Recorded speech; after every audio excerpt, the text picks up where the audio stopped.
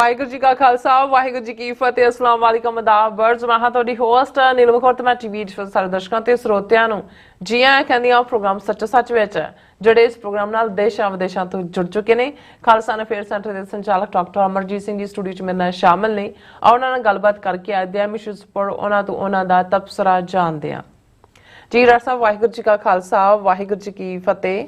हाँ जी नीलम कौर जी, ਤੁਹਾਨੂੰ ਵੀ ਤੇ ਦੁਨੀਆ ਭਰ 'ਚ ਬੈਠੇ ਸਾਡੇ ਬਹੁਤ ਹੀ ਪਿਆਰੇ ਸੋਹਣੇ ਸਿਆਣੇ ਟੀਵੀ 84 ਦੇ ਵਿਊਅਰਸ ਨੂੰ ਵੀ ਵਾਹਿਗੁਰੂ ਜੀ ਕਾ ਖਾਲਸਾ ਵਾਹਿਗੁਰੂ ਜੀ ਕੀ ਫਤਿਹ।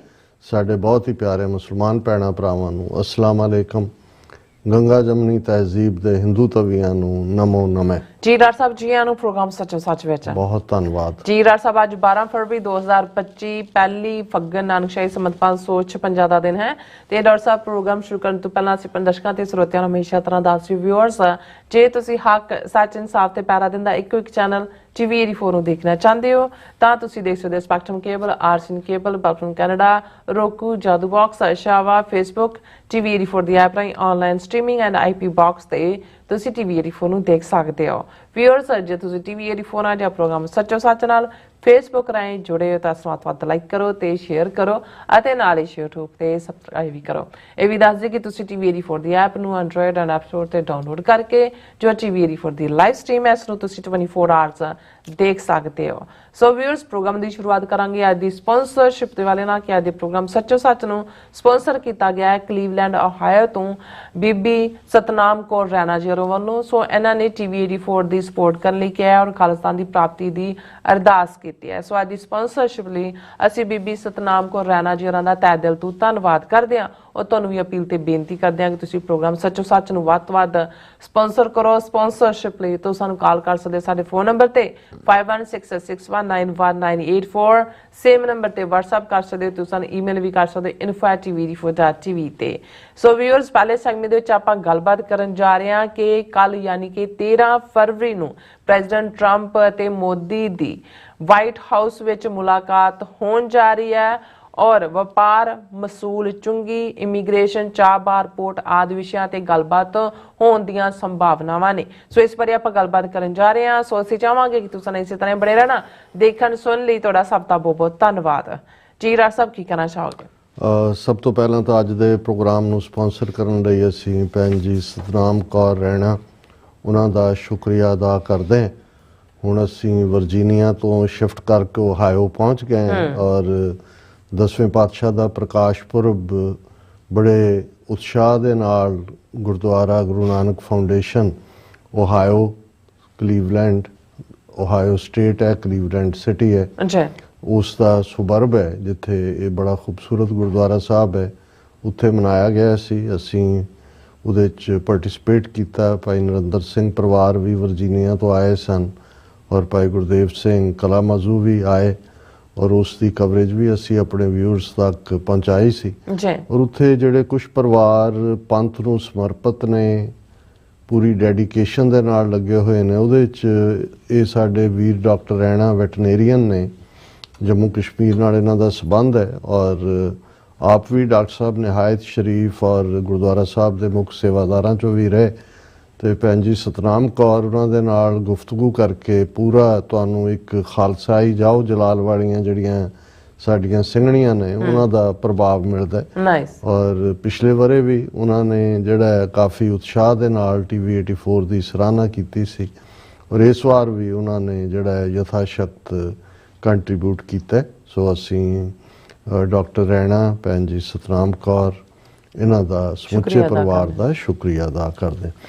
ਜਿਵੇਂ ਅਸੀਂ ਕੱਲ ਵੀ ਦੱਸਿਆ ਸੀ ਕਿ ਵੱਡਾ ਦਿਨ ਆ ਰਿਹਾ, ਸਾਡੇ ਲਈ ਤਾਂ ਵੱਡਾ ਦਿਨ ਉਹੀ ਹੁੰਦਾ ਹੈ ਜਦੋਂ ਪ੍ਰੋਟੈਸਟ ਰੈਲੀਆਂ ਹੋਣ ਜਾਂ ਖਾਲਿਸਤਾਨ ਦਾ ਝੰਡਾ ਬੁਲੰਦ ਕਰਨ ਦੇ ਲਈ ਕਿਤੇ ਵੀ ਕੋਈ ਪ੍ਰੋਗਰਾਮ ਉਲੀਕੇ ਹੋਣ ਔਰ ਜਦੋਂ ਇਹ ਬਣਿਆ ਬਣਾਇਆ ਮੌਕਾ ਹੁੰਦਾ ਹੈ, ਜਦੋਂ ਵੀ ਕੋਈ ਭਾਰਤ ਦਾ ਟੌਪ ਡਿਗਨਿਟਰੀ ਹੈ ਉਹ ਭਾਵੇਂ ਇੱਥੇ ਯੂਨਾਈਟਿਡ ਨੇਸ਼ਨਸ 'ਚ ਐਡਰੈਸ ਕਰਨ ਆਉਣ ਸਤੰਬਰ ਦੇ ਮਹੀਨੇ ਤੇ ਜਿਹੜੀ ਵਾਈਟ ਹਾਊਸ ਮੀਟਿੰਗ ਹੁੰਦੀ ਹੈ ਕਿਸੇ ਵੀ ਪ੍ਰਾਈਮ ਮਿਨਿਸਟਰ ਦੀ ਇੰਡੀਆ ਦੇ, ਉਹ ਤਾਂ ਬੜੇ ਸ਼ਾਰਟ ਨੋਟਿਸ 'ਤੇ ਹੀ ਹੁੰਦੀ ਹੈ ਔਰ ਇਸ ਵਾਰ ਵੀ ਜਦੋਂ ਕਿ 20 ਜਨਵਰੀ ਨੂੰ ਪ੍ਰੈਜ਼ੀਡੈਂਟ ਟਰੰਪ ਨੇ ਸਹੁੰ ਚੁੱਕੀ ਉਸ ਤੋਂ ਬਾਅਦ ਜਿਹੜੇ VIP ਜਾਂ ਜਿਹੜੇ ਮੋਸਟ ਇੰਪੋਰਟੈਂਸ ਵਾਲੇ ਉਹਨਾਂ ਦੇ ਕੋਲ ਉਹਨਾਂ ਨੂੰ ਮਿਲਣ ਆਏ। ਉਹਨਾਂ 'ਚ ਜ਼ਾਹਰ ਹੈ ਨੇਤਨਯਾਹੂ ਪਹਿਲਾ ਗੈਸਟ ਸੀ ਵਾਈਟ ਹਾਊਸ ਦੇ ਵਿੱਚ।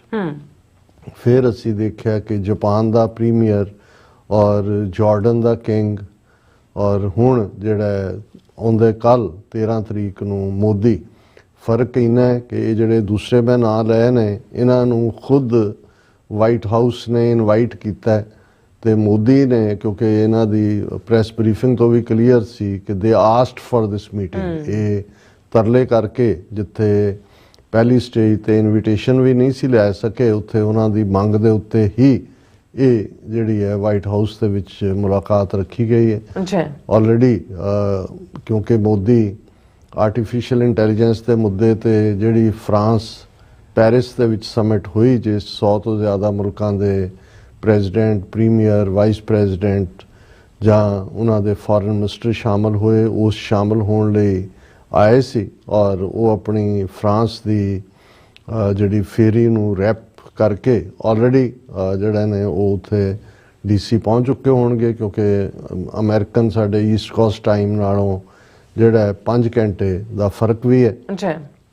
ਹਾਲਾਂ ਮੈਂ ਅੱਜ ਕਿਤੇ ਦੇਖ ਰਿਹਾ ਸੀ ਕਿ ਓਵਰਆਲ ਮੋਦੀ ਦਾ ਸਟੇ ਅਮਰੀਕਾ ਦੇ ਵਿੱਚ 24 ਆਵਰਸ ਦਾ, 24 ਘੰਟੇ ਦਾ। ਪਰ ਨਾਲ ਇਹ ਵੀ ਹੈ ਕਿ ਵਾਈਟ ਹਾਊਸ ਤੋਂ ਇਲਾਵਾ ਉਹਨੇ ਐਲਨ ਮਸਕ ਨੂੰ, ਬਿਜ਼ਨਸ ਐਗਜ਼ੈਕਟਿਵਸ ਨੂੰ, ਇੰਡੀਅਨ ਕਮਿਊਨਿਟੀ ਨੂੰ ਔਰ ਮੇਬੀ ਕੁਝ ਹੋਰ ਵੀ ਜਿਹੜੇ ਟਰੰਪ ਐਡਮਿਨਿਸਟ੍ਰੇਸ਼ਨ ਦੇ ਜ਼ਿੰਮੇਵਾਰ ਲੋਕ ਨੇ ਉਹਨਾਂ ਨੂੰ ਮਿਲਣਾ। ਕਿਵੇਂ ਪਲਾਨ ਕੀਤਾ, ਕਿਉਂਕਿ ਸਿਕਿਉਰਿਟੀ ਰੀਜ਼ਨਸ ਕਰਕੇ ਇੰਟੈਲੀਜੈਂਸ ਦੇ ਹੁੰਦਿਆਂ ਬਹੁਤ ਵਾਰ ਸਾਰਾ ਸਕੈਜੂਲ ਤਾਂ ਸਾਹਮਣੇ ਨਹੀਂ ਆਉਂਦਾ।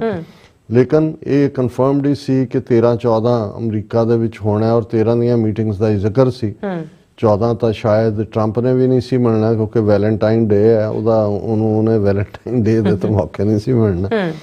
ਸੋ ਸਾਡੀਆਂ ਜਥੇਬੰਦੀਆਂ ਨੇ, East cost Sikh coordination committee, Sikhs for justice, Gurdwara ਕਮੇਟੀਆਂ, ਸਾਡੇ ਲੋਕਲ ਵੀਰ ਭੈਣਾਂ ਨੇ ਪੂਰੇ ਉਤਸ਼ਾਹ ਦੇ ਨਾਲ ਇਸ ਨੂੰ ਜਵਾਬ ਦੇਣ ਦਾ। ਕਿਉਂਕਿ ਗੱਲ ਇਹ ਨਹੀਂ ਹੈ ਹਕੂਮਤਾਂ ਦੀਆਂ ਪਾਲਿਸੀਜ਼ ਕੀ ਨੇ, ਬਾਈਡਨ ਐਡਮਿਨਿਸਟ੍ਰੇਸ਼ਨ ਦੀ ਕੀ ਨੀਤੀ ਸੀ, ਇਹਨਾਂ ਨੇ ਕੀ ਡਿਸਕਸ ਕਰਨਾ ਹੈ, ਕੀ ਕੜੀ ਘੋਲਣੀ ਹੈ ਤੇ ਕਿਹੜੀ ਘੋਲੀ ਜਿਹੜੀ ਹੈ ਉਹ ਕਿਵੇਂ ਵਰਤਾਉਣੀ ਹੈ, ਤਾਂ ਉਹਨਾਂ ਦੇ ਕੋਲ ਹੈ। ਬਟ ਘੱਟੋ ਘੱਟ ਅਸੀਂ ਜਿਹੜੇ ਕਿ ਇੱਕ ਵਿਕਟਮ ਹੈ ਸਟੇਟ ਟੈਰਰ ਦੇ ਵੀ, ਜਿਨ੍ਹਾਂ ਦੀਆਂ ਬੇਸਿਕ ਆਜ਼ਾਦੀਆਂ ਖੋਹੀਆਂ ਗਈਆਂ, 40 ਸਾਲ ਤੋਂ ਸਾਡੇ ਖਿਲਾਫ ਇੱਕ ਟੋਟਲ ਵਾਰ ਵਿੱਢੀ ਹੋਈ ਹੈ।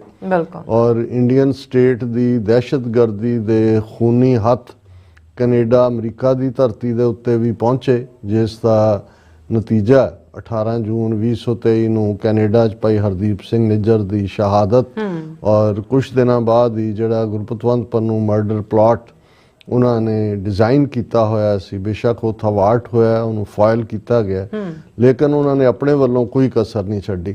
ਸੋ ਜ਼ਾਹਰ ਹੈ ਕਿ ਵੀ ਇਹ ਮੋਦੀ ਦੇ ਸਿੱਧੇ ਹੁਕਮਾਂ ਦੇ ਥੱਲੇ, ਹਾਲਾਂ ਕੈਨੇਡੀਅਨ ਗਵਰਨਮੈਂਟ ਨੇ ਤਾਂ ਜਿੱਥੇ ਉਹਨਾਂ ਦੇ ਟੌਪ 6 ਡਿਪਲੋਮੈਟ ਜਿਨ੍ਹਾਂ 'ਚ ਉਹਨਾਂ ਦਾ ਹਾਈ ਕਮਿਸ਼ਨਰ ਸੰਜੇ ਕੁਮਾਰ ਵਰਮਾ ਉਹਨਾਂ ਨੂੰ ਮੁਲਕ 'ਚੋਂ ਬਾਹਰ ਕੱਢਿਆ, ਹਾਈਐਸਟ ਜਿਹੜਾ ਉਹਨਾਂ ਨੇ ਕੈਨੇਡੀਅਨ ਪਬਲਿਕ ਇਨਕੁਆਇਰੀ ਦੇ ਵਿੱਚ ਵੀ ਅਮਿਤ ਸ਼ਾਹ ਦਾ ਨਾਂ ਆਇਆ।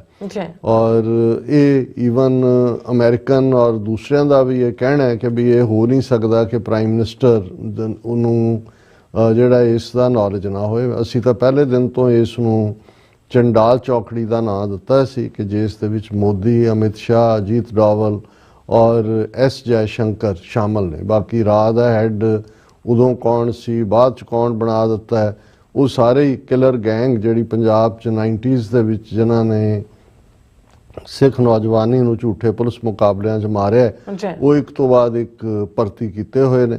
ਹਾਲਾਂ ਜਿਹੜਾ ਉਸ ਦਾ ਇਹਨਾਂ ਨੇ ਪ੍ਰਾਈਮ ਅਕਿਊਜ਼ ਇੰਡੀਆ ਨੇ ਬਣਾ ਕੇ ਉਹਨੂੰ ਰੋਗ ਐਲੀਮੈਂਟ ਦਾ ਨਾਂ ਦੇ ਕੇ ਜ਼ਿੰਮੇਵਾਰੀ ਤੋਂ ਹੱਥ ਧੋਤੇ, ਉਹ ਵਿਕਾਸ ਯਾਦਵ ਨਾਂ ਦਾ IPS CRPF 'ਚੋਂ ਆਇਆ ਹੋਇਆ ਆਫਿਸਰ ਜਿਹਦਾ ਪਿੰਡ ਹਰਿਆਣੇ 'ਚ ਹੈ, ਉਸ ਨੂੰ ਜ਼ਿੰਮੇਵਾਰ ਠਹਿਰਾਇਆ ਗਿਆ। ਸੋ ਜ਼ਾਹਰ ਹੈ ਕਿ ਜੂਨ ਤੋਂ ਬਾਅਦ ਬੇਸ਼ੱਕ ਮੋਦੀ ਇੱਥੇ ਪਿਛਲੇ ਜਿਹੜਾ 2024 ਦੇ ਵਿੱਚ ਵੀ ਆਇਆ UN ਦੇ ਵਿੱਚ ਬੋਲਣ ਦੇ ਲਈ, ਔਰ ਬਾਈਡਨ ਦੇ ਨਾਲ ਉਹਦੀ ਮੁਲਾਕਾਤ ਉਹਦੇ ਡੈਲਾਵੇਅਰ ਘਰ 'ਚ ਹੋਈ ਕੁਆਡ ਦੀ ਮੀਟਿੰਗ 'ਚ, ਉੱਥੇ ਵੀ ਜ਼ੋਰਦਾਰ ਪ੍ਰੋਟੈਸਟ ਡੈਲਾਵੇਅਰ 'ਚ ਵੀ ਸੀ ਔਰ ਨਿਊਯਾਰਕ ਦੇ ਵਿੱਚ ਵੀ ਪ੍ਰੋਟੈਸਟ ਕੀਤੇ ਗਏ।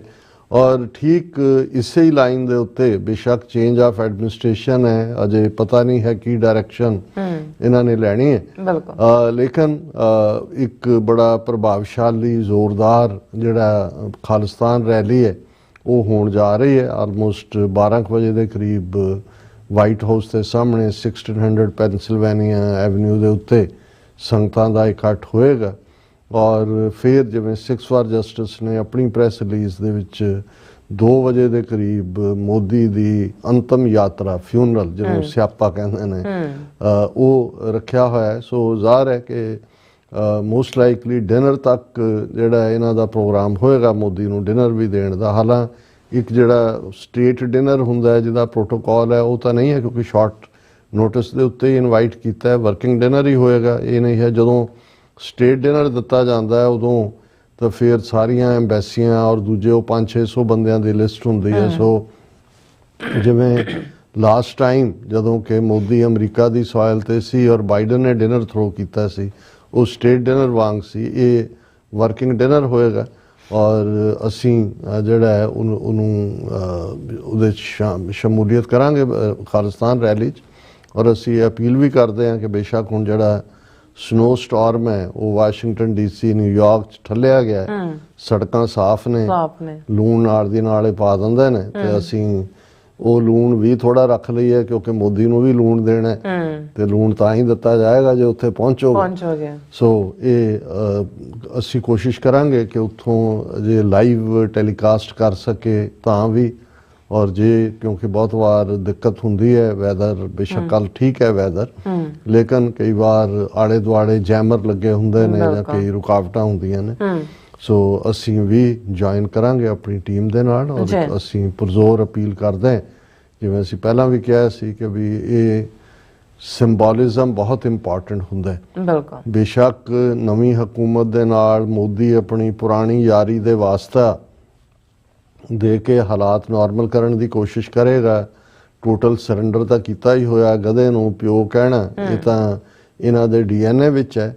ਲੇਕਿਨ ਸਾਡੇ DNA 'ਚ ਵੀ ਤਾਂ ਬੋਤਾ ਸਿੰਘ ਗਰਜਾ ਸਿੰਘ ਦਾ DNA ਜਿਹੜਾ ਇਹ ਸਾਨੂੰ ਯਾਦ ਦਹਾਨੀ ਕਰਵਾਉਂਦਾ ਹੈ ਕਿ ਅਸੀਂ ਜ਼ੁਲਮ ਨੂੰ ਵੰਗਾਰਨਾ, ਜ਼ੁਲਮ ਦੇ ਖਿਲਾਫ ਲੜਨਾ, ਅਸੀਂ ਇਸ ਧਰਤੀ ਦੇ ਉੱਤੇ ਸੱਚ, ਹੱਕ, ਇਨਸਾਫ ਦੀਆਂ ਕਦਰਾਂ ਕੀਮਤਾਂ ਦੇ ਲਈ ਜਿਹੜਾ ਖਲੋਣਾ। ਸੋ ਇਹ ਸਾਡੇ ਲਈ ਵੀ ਗੈਰਤ ਔਰ ਅਣਖ ਦਾ ਹਕੂਮਤਾਂ ਕੀ ਕਰਦੀਆਂ ਨੇ ਕੀ ਨਹੀਂ। ਜਦੋਂ ਸਿੱਖ ਕੌਮ ਨੇ 40 ਸਾਲ ਪਹਿਲਾਂ ਲਗਭਗ ਸਾਡੇ ਪ੍ਰਾਣ ਪਿਆਰੇ ਹਰਮੰਦਰ ਸਾਹਿਬ ਤੇ ਅਕਾਲ ਤਖਤ ਤੇ ਭਾਰਤੀ ਫੌਜ ਨੇ ਧਾਵਾ ਬੋਲਿਆ ਸੀ ਤੇ ਖਾਲਿਸਤਾਨ ਦੀ ਨੀਂਹ ਰੱਖਣ ਦਾ ਜ਼ਿਕਰ ਸੰਤ ਪਿੰਡਾਂ ਵਾਲਿਆਂ ਦੇ ਅਲਫਾਜ਼ ਸੀ। ਔਰ ਇਸ ਦੇ ਉੱਤੇ ਅਸੀਂ ਤੁਰੇ ਹੋਏ ਹਾਂ। ਅਸੀਂ ਸਾਡੀ ਮਦਦ ਤੇ ਪੱਛਮੀ ਤਾਕਤਾਂ ਕਰਦੀਆਂ ਨੇ, ਕਿੰਨਾ ਕੁ ਕਰਦੀਆਂ ਨੇ, ਕਦੋਂ ਕਰਦੀਆਂ ਨੇ, ਕਰਦੀਆਂ ਵੀ ਨੇ ਕਿ ਨਹੀਂ ਕਰਦੀਆਂ, ਇਸ ਦੀ ਪਰਵਾਹ ਕੀਤੇ ਬਿਨਾਂ ਅਸੀਂ ਇਸ ਨਤੀਜੇ ਤੇ ਪਹੁੰਚੇ ਹੋਏ हैं अपने गुरु पिता गुरु कलगीधर पातशाह ਦੇ फरमान मुताबिक कि कहू किसी को राज न दे हैं जो ले हैं निज बल से ले हैं। ਅਸੀਂ ਜਿਹੜਾ ਅਖੀਰਲੇ ਸਾਹ ਤੱਕ ਇਸ ਕਮਿਟਮੈਂਟ ਨੂੰ ਨਿਭਾਈਏ। ਬਾਕੀ ਇਹ ਗੁਰੂ ਨੇ ਦੇਖਣਾ ਹੈ ਕਿ ਉਸ ਧਰਤੀ ਦੇ ਉੱਤੇ ਖਾਲਸੇ ਦਾ ਨਿਸ਼ਾਨ ਕਿਵੇਂ ਬੁਲੰਦ ਰੱਖਣਾ ਹੈ, ਕਿਵੇਂ ਉੱਚਾ ਰੱਖਣਾ ਹੈ। ਹੁਣ ਇਹ ਜਿਵੇਂ ਅਸੀਂ ਪਿਛਲੇ 2-3 ਦਿਨ ਤੋਂ ਹੀ ਇਸ ਦੇ ਉੱਤੇ ਗੱਲਬਾਤ ਕਰ ਰਹੇ ਹਾਂ ਕਿ ਭਾਈ ਕੀ ਜਿਹੜਾ ਇਸ ਮੁੱਦੇ ਕੀ ਹੋਣਗੇ ਔਰ ਜਿਹੜੇ ਮੁੱਦੇ ਉੱਭਰ ਕੇ ਸਾਹਮਣੇ ਆਏ ਨੇ, ਕਿਉਂਕਿ ਉਹ ਤਾਂ ਆਲਰੇਡੀ ਪਿਛਲੇ ਇਹਨਾਂ ਦਿਨਾਂ 'ਚ 20 ਜਨਵਰੀ ਤੋਂ ਬਾਅਦ ਹੀ ਸਾਹਮਣੇ ਆਇਆ, ਜਿਹਦੇ 'ਚ ਭਾਰਤ ਨੇ ਬਿਲਕੁਲ ਸ਼ਰਮਨਾਕ ਆਪਣਾ ਸਰੈਂਡਰ ਕੀਤਾ। ਪਹਿਲਾ ਮੁੱਦਾ ਤਾਂ ਉਹੀ ਜਿਹੜਾ ਜਿਹਦੇ 2 ਫੈਂਗਸ ਨੇ, ਇੱਕ ਇਲੀਗਲ ਇਮੀਗ੍ਰੇਸ਼ਨ ਹੈ, ਉਹ ਅਸੀਂ ਨਜ਼ਾਰਾ ਦੇਖ ਹੀ ਲਿਆ ਕਿ ਐਨ ਮੋਦੀ ਦੀ ਵਿਜ਼ਿਟ ਜਦੋਂ ਡਿਸਾਈਡ ਹੋ ਚੁੱਕੀ ਸੀ ਉਸ ਤੋਂ ਠੀਕ ਪਹਿਲਾਂ ਕਿਵੇਂ 104 ਜਿਹੜੇ ਇਲੀਗਲ ਸਨ ਉਹਨਾਂ ਨੂੰ ਹੱਥਕੜੀਆਂ ਔਰ ਬੇੜੀਆਂ 'ਚ ਜਕੜ ਕੇ ਅੰਮ੍ਰਿਤਸਰ ਦੇ ਏਅਰਪੋਰਟ ਦੇ ਉੱਤੇ ਭੇਜਿਆ ਗਿਆ। ਔਰ ਇਹ ਭਾਰਤ ਨੂੰ ਔਰ 1 ਬਿਲੀਅਨ 400 ਮਿਲੀਅਨ ਲੋਕਾਂ ਨੂੰ ਅਮਰੀਕਾ ਨੇ ਸਟਰੋਂਗ ਸੁਨੇਹਾ ਦਿੱਤਾ। ਉਹਨਾਂ ਦੀ ਬਾਰਡਰ ਪੈਟਰੋਲ ਫੋਰਸ ਨੇ ਵੀਡੀਓ ਵੀ ਜਾਰੀ ਕੀਤੀ ਔਰ ਇਸ ਦੇ ਉੱਤੇ ਬੜੀ ਕਿਰਕਰੀ ਹੋਈ ਮੋਦੀ ਦੀ। ਔਰ ਇਹ ਉਹਦੀ ਵਿਜ਼ਿਟ ਤੋਂ ਪਹਿਲਾਂ ਇਹ ਹੋਣਾ ਇਹ ਦੱਸਦਾ ਹੈ ਕਿ ਭਾਈ ਇੰਡੀਆ ਜਿਸ ਨੇ ਆਪਣੇ ਆਪ ਨੂੰ ਬੜਾ ਮੋਦੀ ਦੇ ਕਲੋਜ਼ ਬਣਾ ਕੇ ਆਪਣੇ ਲੋਕਾਂ ਦੇ ਵਿੱਚ ਪ੍ਰਭਾਵ ਛੱਡਿਆ ਹੋਇਆ ਸੀ ਔਰ ਇਸ ਦੇ ਉੱਤੇ ਅਸੀਂ ਆਲਰੇਡੀ ਟਿੱਪਣੀ ਔਰ ਤਬਸਰਾ ਕਰ ਚੁੱਕੇ ਹਾਂ। ਅੱਛਾ। ਦੂਸਰਾ ਪਾਰਟ ਇਸੇ ਦਾ ਹੀ ਜਿਹੜਾ ਲੀਗਲ ਵੀਜ਼ਾ ਜਿਸ ਨੂੰ B12 ਕਰਕੇ ਜਾਣਿਆ ਜਾਂਦਾ ਹੈ, ਔਰ ਜਿਹੜੇ ਡਾਟਾ ਨਿਕਲ ਕੇ ਸਾਹਮਣੇ ਆਏ ਕਿ ਵੀ ਬਾਈਡਨ ਐਡਮਿਨਿਸਟ੍ਰੇਸ਼ਨ ਦੇ ਵੇਲੇ ਤਾਂ ਇਹ ਇੰਨੇ ਜ਼ਿਆਦਾ ਲੈਵਲ ਦੇ ਉੱਤੇ ਭਾਰਤੀਆਂ ਨੂੰ ਗਏ ਕਿ ਲਾਸਟ ਜਿਹੜੇ 2024 ਦੇ ਵਿੱਚ ਕੁੱਲ ਜਿੰਨੇ ਵੀਜ਼ੇ ਦਿੱਤੇ ਗਏ 70,000 ਕਿ ਕਿੰਨੇ ਤੋਂ ਜ਼ਿਆਦਾ, ਆਲਮੋਸਟ 72% ਜਿਹੜੇ ਨੇ ਉਹ ਇੰਡੀਅਨਸ ਨੂੰ ਮਿਲੇ, ਭਾਰਤੀਆਂ ਨੂੰ। ਔਰ ਉਹਦੇ 'ਚ ਇਕੱਲਾ ਇੱਕ ਇਸ਼ੂ ਇੱਥੋਂ ਤੱਕ ਮਹਿਦੂਦ ਨਹੀਂ ਹੈ ਕਿ ਵੀ ਕਿਵੇਂ ਕੰਪਨੀਆਂ ਜਿਨ੍ਹਾਂ ਨੇ ਹਾਇਰ ਵੀ ਕੀਤੇ ਉਹਨਾਂ ਨੇ ਫਿਰ ਅੱਗੋਂ ਕਿਵੇਂ ਕਾਸਟ ਬੇਸਡ ਬਾਇਸ ਵੀ ਦਿਖਾਇਆ, ਔਰ ਉਹ ਅਮਰੀਕਾ ਦੇ ਵਿੱਚ ਬੇ ਏਰੀਆ ਸਿਲੀਕਨ ਵੈਲੀ ਦੇ ਵਿੱਚ ਕੇਸ ਵੀ ਨੇ ਕੋਰਟ ਦੇ ਵਿੱਚ ਕਿ ਕਿਵੇਂ ਕਾਸਟ ਬਾਇਸ, ਇਕੱਲਾ ਇਹੀ ਨਹੀਂ ਵੀ ਇੰਡੀਅਨ ਆਏ, ਉਹਨਾਂ ਨੇ ਫਿਰ ਆਪਣੇ ਹਾਈ ਕਾਸਟ ਲੋਕਾਂ ਨੂੰ ਕੀਤਾ ਅੱਗੇ। ਸੋ ਇਹ ਈਵਨ ਵਿਦਨ ਅਮਰੀਕਾ, ਔਰ ਅੱਜ ਹੀ ਇੱਕ ਇੰਡੀਅਨ ਐਕਸਪਰਟ ਹੀ ਕਹਿ ਰਿਹਾ ਸੀ ਕਿ ਵੀ ਪਹਿਲੀ ਵਾਰ ਸੀ ਕਿ ਅਮਰੀਕਨਾਂ ਦੇ ਹੁਣ ਤੱਕ ਤਾਂ ਭਾਰਤ ਦਾ ਢਿੱਡ ਜਿਹੜਾ ਵੱਡੇ ਚੋਲੇ ਨਾਲ ਢੱਕਿਆ ਹੋਇਆ ਸੀ, ਤੇ ਇਹ ਜਦੋਂ ਕਾਸਟ ਫੈਕਟਰ ਔਰ ਦੂਸਰੇ ਵੀ ਸਾਹਮਣੇ ਆਏ ਤੇ ਇਹਨਾਂ ਦਾ ਢਿੱਡ ਨੰਗਾ ਵੀ ਹੋਇਆ ਸਾਡਾ ਕਿ ਵੀ ਸਾਡੀ ਔਕਾਤ ਕੀ ਹੈ।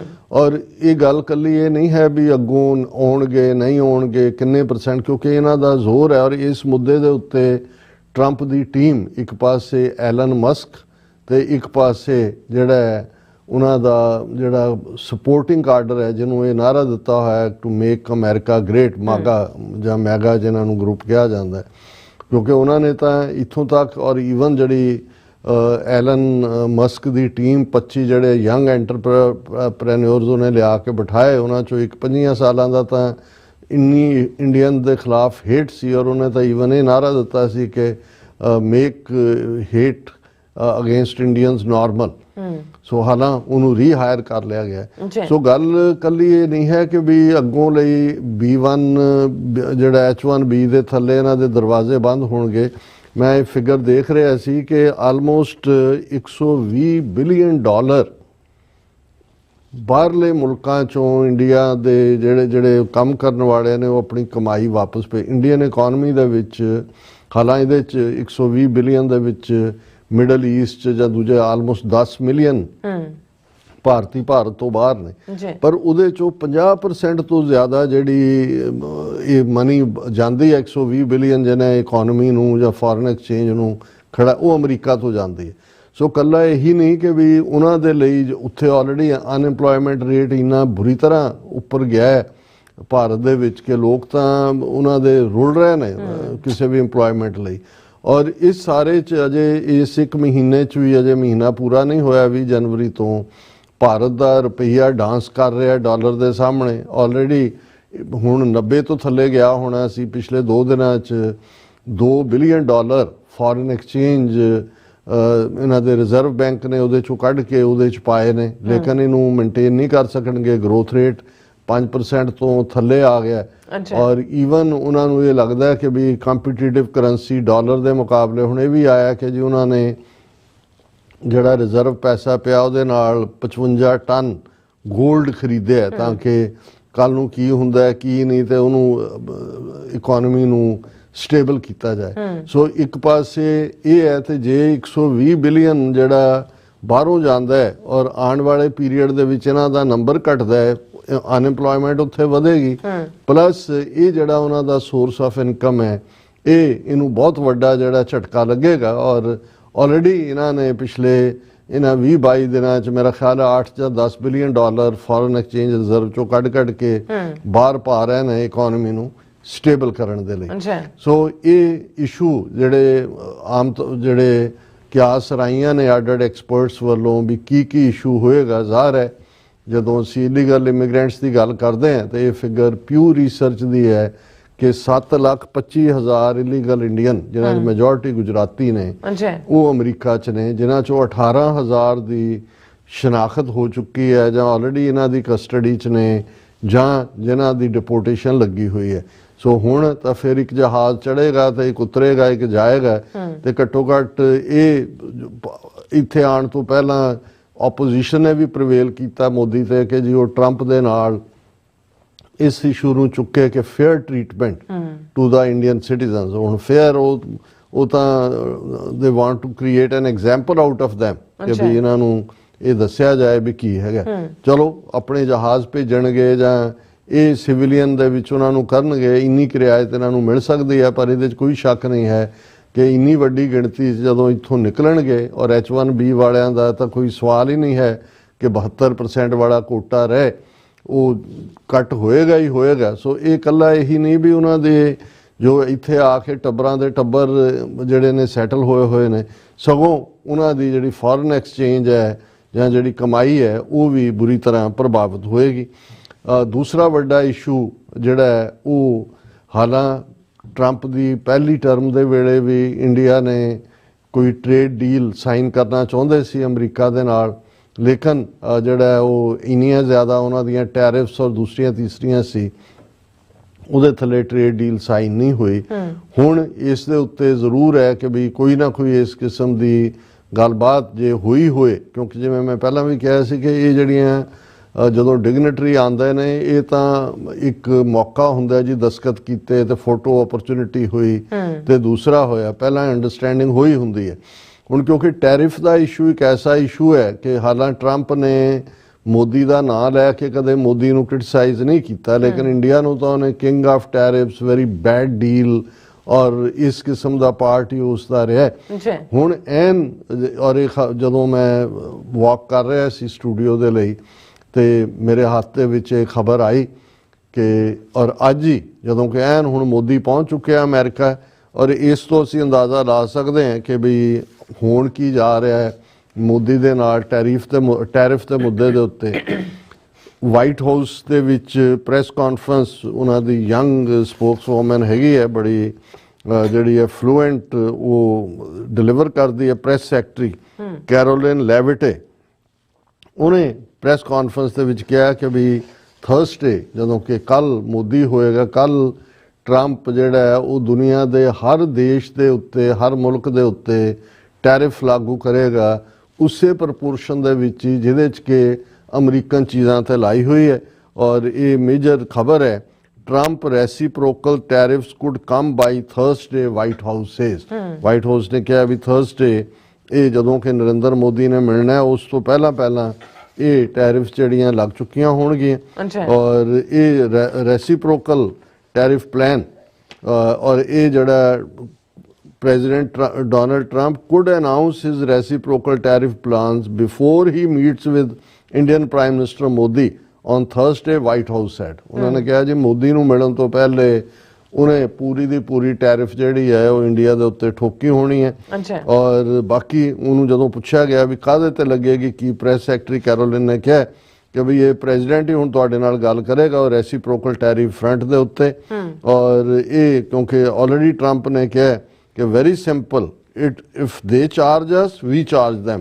He said on the Air Force One, NBC News reported, ਇਹ ਮੇਨ ਖਬਰ NBC ਦੀ ਹੈ। ਔਰ ਉਹਨਾਂ ਨੇ ਕਿਹਾ ਕਿ ਜੀ ਬਿਲਕੁਲ ਫੇਅਰ ਹੈ, ਉਹ ਕੋਈ ਵੀ ਚੀਜ਼ ਹੋਏ ਉਹ ਰੈਸੀਪ੍ਰੋਕਲ ਟੈਰਿਫਸ ਅਸੀਂ ਲਾਉਣੀਆਂ ਹੀ ਲਾਉਣੀਆਂ। ਸੋ ਮੈਨੂੰ ਇਹ ਲੱਗਦਾ ਹੈ ਕਿ ਇਹ ਜਿਹੜਾ ਮੂਵ ਹੈ ਕਿ ਠੀਕ ਉਸ ਤੋਂ ਪਹਿਲਾਂ ਜਿਹੜਾ ਇਹ ਟੈਰਿਫ ਲੱਗ ਜਾਣੀ ਹੈ ਮੋਦੀ ਨਾਲ ਮਿਲਣ ਤੋਂ ਪਹਿਲਾਂ, ਇਹਦੀ ਟਾਈਮਿੰਗ ਵੀ ਇਸ ਲਿਹਾਜ਼ ਨਾਲ ਚੁਣੀ ਗਈ ਹੈ ਕਿ ਜਿਵੇਂ ਹੁੰਦਾ ਹੈ ਕਿ ਘਰ ਬੁਲਾ ਕੇ ਚਪੇੜਾਂ ਮਾਰਨੀਆਂ। ਹੋ ਸਕਦਾ ਜੇ ਇਹ ਪਹਿਲਾਂ ਲਾਈਆਂ ਹੁੰਦੀਆਂ ਤੇ ਉਹਨਾਂ ਦੀ ਜੋ ਨੈਗੋਸ਼ੀਏਸ਼ਨ ਸਟ੍ਰੈਟਜੀ ਦੂਜੀ ਤੀਜੀ ਹੋਰ ਹੁੰਦੀ। ਉਹ ਤਾਂ ਇਹੀ ਕਹਿਣਾ ਚਾਹੁੰਦੇ ਨੇ ਕਿ ਜੀ ਅਸੀਂ ਦੇਖੋ ਤੁਹਾਡੇ ਫੇਵਰੇਟ ਮੋਟਰ ਬਾਈਕ ਦੇ ਉੱਤੇ ਘਟਾ ਦਿੱਤੀ, ਫਲਾਣੇ ਤੇ ਘਟਾ ਦਿੱਤੀ। ਲੇਕਿਨ ਮੈਂ ਇਹ ਵੀ ਦੇਖ ਰਿਹਾ ਸੀ ਕਿ 2024 ਦੇ ਵਿੱਚ ਜਿਹੜਾ ਟ੍ਰੇਡ ਡੈਫਿਸਿਟ ਹੈ ਅਮਰੀਕਾ ਔਰ ਭਾਰਤ ਦੀ ਟ੍ਰੇਡ ਦਾ, ਉਹ 45.6 ਬਿਲੀਅਨ ਡਾਲਰ ਹੈ to the advantage of India, ਜਿਹੜਾ ਕਿ 2023 ਦੇ ਮੁਕਾਬਲੇ ਜਿਹੜਾ 2.3 ਬਿਲੀਅਨ ਡਾਲਰ ਜ਼ਿਆਦਾ ਹੈ, 5% ਇਨਕਰੀਜ਼ ਹੈ।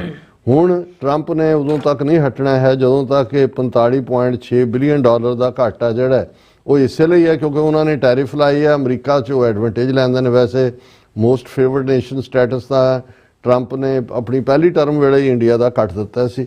ਸੋ ਮੈਂ ਇਹ ਸਮਝਦਾ ਵੀ ਇਸ ਨਿਊਜ਼ ਦੇ ਨਾਲ ਇਹ ਭੁਲੇਖਾ ਨਹੀਂ ਰਹਿਣਾ ਚਾਹੀਦਾ ਕਿ ਇਹ ਕੋਈ ਨਾਰਮਲ ਨੈਗੋਸ਼ੀਏਸ਼ਨ ਨਹੀਂ ਹੋਣ ਜਾ ਰਹੀ। ਸੋ ਜਿਹੜਾ ਸੈਕੰਡ ਮੋਸਟ ਇੰਪੋਰਟੈਂਟ ਟੈਰਿਫ ਦਾ ਇਸ਼ੂ ਹੈ ਉਹਦੇ 'ਚ ਐਨ ਅਮਰੀਕਨ ਸੋਇਲ ਤੇ ਜਦੋਂ ਮੋਦੀ ਆਇਆ ਤੇ ਟਰੰਪ ਨੇ ਜਿਹੜਾ ਉਹ ਵਾਈਟ ਹਾਊਸ ਦੀ ਪ੍ਰੈਸ ਸੈਕਟਰੀ ਨੇ ਕਹਿ ਦਿੱਤਾ, ਔਰ ਅਸੀਂ ਕੱਲ ਜਦੋਂ ਤੱਕ ਜਾਵਾਂਗੇ ਉਦੋਂ ਤੱਕ ਅਨਾਉਂਸ ਹੋ ਚੁੱਕਾ ਹੋਏਗਾ ਵੀ ਇੰਨੇ % ਕੰਟਰੀ ਵਾਈਜ਼ ਥੋਪਣਗੇ, ਜਿੱਥੇ ਜਿੱਥੇ ਜਿੰਨੇ ਅਮਰੀਕਾ ਦੇ ਜਿੰਨੀ ਟੈਰਿਫ ਲਾਈ ਹੈ ਉਹਦੇ ਮੁਤਾਬਕ ਹੀ ਇਹ ਹੋਏਗਾ। ਔਰ ਜਿਹੜਾ ਇਸ ਤੋਂ ਇਲਾਵਾ 2-3 ਇਸ਼ੂ ਜਿਨ੍ਹਾਂ ਨੂੰ ਬੇਸ਼ੱਕ ਅਸੀਂ ਟੱਚ ਬੇਸ ਕੀਤਾ ਸੀ, ਇੱਕ ਤਾਂ ਹੁਣ ਜੇ ਟੈਰਿਫ ਦਾ ਇਸ਼ੂ ਹੀ ਇੰਨਾ ਕੁ ਔਰ ਵੀਜ਼ਿਆਂ ਦਾ ਹੀ ਇੰਨਾ ਕੁ ਹੋਏਗਾ, ਮੈਨੂੰ ਨਹੀਂ ਲੱਗਦਾ ਵੀ ਉਹ ਦੂਸਰੇ 2 ਇਸ਼ੂਆਂ ਦੇ ਉੱਤੇ ਗੱਲ ਜਾਏ। ਖਾਸ ਤੌਰ ਤੇ ਜਿਹੜਾ new Delhi middle East Europe corridor plan, ਜਿਹਦੇ ਲਈ ਇੰਡੀਆ ਬੜਾ ਇੰਟਰਸਟਿਡ ਹੈ। ਅਡਾਨੀ ਨੇ ਜਿਹੜਾ ਉਹ ਇਜ਼ਰਾਈਲ ਦੇ ਵਿੱਚ ਇੱਕ ਪੋਰਟ ਵੀ 10 ਗੁਣਾ ਜ਼ਿਆਦਾ ਪੈਸੇ ਦੇ ਕੇ ਖਰੀਦੀ ਸੀ, ਜਾਂ ਹੁਣ ਫਰਾਂਸ ਦੇ ਪ੍ਰੈਜ਼ੀਡੈਂਟ ਮੈਕਰੋਨ ਦੇ ਨਾਲ ਮੁਲਾਕਾਤ ਦੇ ਦੌਰਾਨ ਜਿੱਥੇ ਕਿ ਮੋਦੀ ਉਹਨਾਂ ਦੇ ਸਾਊਥ ਦੇ ਵਿੱਚ ਮਰਸੈਲਸ ਉਹਨਾਂ ਦੀ ਸਿਟੀ 'ਚ ਵੀ ਗਿਆ, ਜਿੱਥੇ ਫਸਟ ਵਰਲਡ ਵਾਰ ਵੇਲੇ ਬਹੁਤ ਸਾਰੇ ਸਿੱਖ ਫੌਜੀ ਵੀ ਸ਼ਹੀਦ ਹੋਏ ਸੀ, ਔਰ ਉਹਨੇ ਵੀ ਉੱਥੇ ਕੋਰੀਡੋਰ ਦੀ ਗੱਲ ਕੀਤੀ। ਮੈਨੂੰ ਨਹੀਂ ਲੱਗਦਾ ਵੀ ਕੋਰੀਡੋਰ ਦਾ, ਹਾਂ ਜਿਹੜੀ ਚਾਬਹਾਰ ਪੋਰਟ ਹੈ, ਜਿਹੜਾ ਠੀਕ ਜਿਹੜੇ ਡਿਸੀਜਨ ਟਰੰਪ ਨੇ ਫੋਰਸਫੁਲ ਡਿਸੀਜਨ ਲਏ ਜਿਹਦੇ 'ਚ ਇੰਡੀਆ ਸਿੱਧੇ ਤੌਰ ਤੇ ਪ੍ਰਭਾਵਿਤ, ਕਿ ਪਿਛਲੀ ਜਦੋਂ ਟਰੰਪ ਦੀ ਟਰਮ ਸੀ ਉਦੋਂ ਉਹਨਾਂ ਨੇ ਇੰਡੀਆ ਨੂੰ ਐਗਜ਼ੈਂਪਟ ਕਰ ਦਿੱਤਾ ਸੀ, ਕਿਉਂਕਿ ਅਮਰੀਕਾ ਨੇ ਜੇ ਕਿਸੇ ਬਾਰੇ ਸਭ ਤੋਂ ਸਖਤ ਜ਼ਬਾਨ ਇਸਤੇਮਾਲ ਕੀਤੀ ਹੈ ਟਰੰਪ ਨੇ ਇਨ ਪਰਸਨ, ਉਹ ਈਰਾਨ ਹੈ। ਔਰ ਈਰਾਨ ਦੇ ਉੱਤੇ ਸੈਂਕਸ਼ਨਸ ਬੜੀ ਮਜ਼ਬੂਤੀ ਨਾਲ ਇਹਨਾਂ ਨੇ ਲਾਗੂ ਕੀਤੀਆਂ ਨੇ, ਔਰ ਇੰਡੀਆ ਨੂੰ ਉਹਨਾਂ ਨੇ ਆਪਣੀ ਪਿਛਲੀ ਟਰਮ ਵੇਲੇ ਜਿਹੜਾ ਚਾਬਹਾਰ ਪੋਰਟ, ਇਹ ਚਾਬਹਾਰ ਪੋਰਟ ਜਿਹੜੀ ਈਰਾਨ ਦੀ ਹਦੂਦ 'ਚ ਹੈ, ਜਿਹੜੀ ਅਫਗਾਨਿਸਤਾਨ ਨਾਲ ਲਿੰਕ ਕਰਦੀ ਹੈ, ਔਰ ਇਹ ਰਾਊਟ ਕਿਉਂਕਿ ਪਾਕਿਸਤਾਨ ਰਾਹ ਦੇ ਵਿੱਚ ਬੈਠਾ ਹੈ, ਇੰਡੀਆ ਦਾ ਕੋਈ ਵੀ ਪ੍ਰੋਡਕਟ ਜਿਹੜਾ ਹੈ ਉਹ ਸੈਂਟਰਲ ਏਸ਼ੀਆ ਜਾਂ ਯੂਰਪ ਤੱਕ ਬਾਈ ਰੋਡ ਤਾਂ ਜਾ ਨਹੀਂ ਸਕਦਾ, ਬਾਈ ਸੀ ਵੀ ਘੁੰਮ ਕੇ ਜਾਂਦੇ ਨੇ, ਉੱਥੋਂ ਬੰਬੇ ਤੋਂ ਉਧਰ ਤੇ ਇੱਧਰ। ਤੇ ਜੇ ਚਾਬਹਾਰ ਪੋਰਟ ਡਿਵੈਲਪ ਹੁੰਦੀ ਹੈ, ਕਿਉਂਕਿ ਚਾਬਹਾਰ ਜਾ ਕੇ ਅਫਗਾਨਿਸਤਾਨ ਨਾਲ ਲੱਗਦੀ ਹੈ ਤੇ ਇਧਰੋਂ ਸੈਂਟਰਲ ਏਸ਼ੀਆ ਰਿਪਬਲਿਕਸ ਉਹਦੇ ਥਰੂ ਯੂਰਪ, ਔਰ ਉਦੋਂ ਕਿਉਂਕਿ ਅਮਰੀਕਾ ਦੀਆਂ ਜਦੋਂ ਟਰੰਪ ਦੀ ਪਹਿਲੀ ਟਰਮ ਸੀ, ਅਮਰੀਕਾ ਦੀਆਂ ਫੌਜਾਂ ਨੈਟੋ ਦੀਆਂ ਫੌਜਾਂ ਦੇ ਨਾਲ ਅਫਗਾਨਿਸਤਾਨ ਦੇ ਵਿੱਚ ਸਨ, ਔਰ ਪਾਕਿਸਤਾਨ ਦੇ ਨਾਲ ਥੋੜੀ ਖਟਪਟ ਹੋ ਗਈ ਸੀ ਅਮਰੀਕਨਾਂ ਦੀ, ਉਹਨਾਂ ਨੇ ਡਰੋਨ ਅਟੈਕ ਵਗੈਰਾ ਕੀਤੇ, ਇਨੋਸੈਂਟ ਮਾਰੇ ਗਏ, ਔਰ ਪਾਕਿਸਤਾਨ ਨੇ ਜਿਹੜੇ ਉਹਨਾਂ ਦੇ ਲੈਂਡ ਬਾਰਡਰ ਨੇ ਤੋਰਖਮ ਔਰ ਚਮਨ ਇਹ ਬੰਦ ਕਰ ਦਿੱਤੇ ਸੀ, ਕਿਉਂਕਿ ਅਫਗਾਨਿਸਤਾਨ ਲੈਂਡ ਲੌਕਡ ਕੰਟਰੀ ਹੈ, ਜੋ ਵੀ ਆਂਦਾ ਉਹਨਾਂ ਦੀ ਕਰਾਚੀ ਪੋਰਟ ਤੇ ਆਂਦਾ, ਉੱਥੋਂ ਬਾਈ ਰੋਡ ਤੋਰਖਮ ਰਾਹੀਂ ਜਿਹੜਾ। ਸੋ ਅਮਰੀਕਾ ਨੂੰ ਇਹ ਲੱਗਾ ਵੀ ਕੱਲ ਨੂੰ ਜੇ ਹੋਰ ਅੱਗੇ ਚਲੀ ਜਾਂਦੀ ਹੈ ਗੱਲ ਤੇ ਆਲਟਰਨੇਟ ਰੂਟ ਚਾਹੀਦਾ।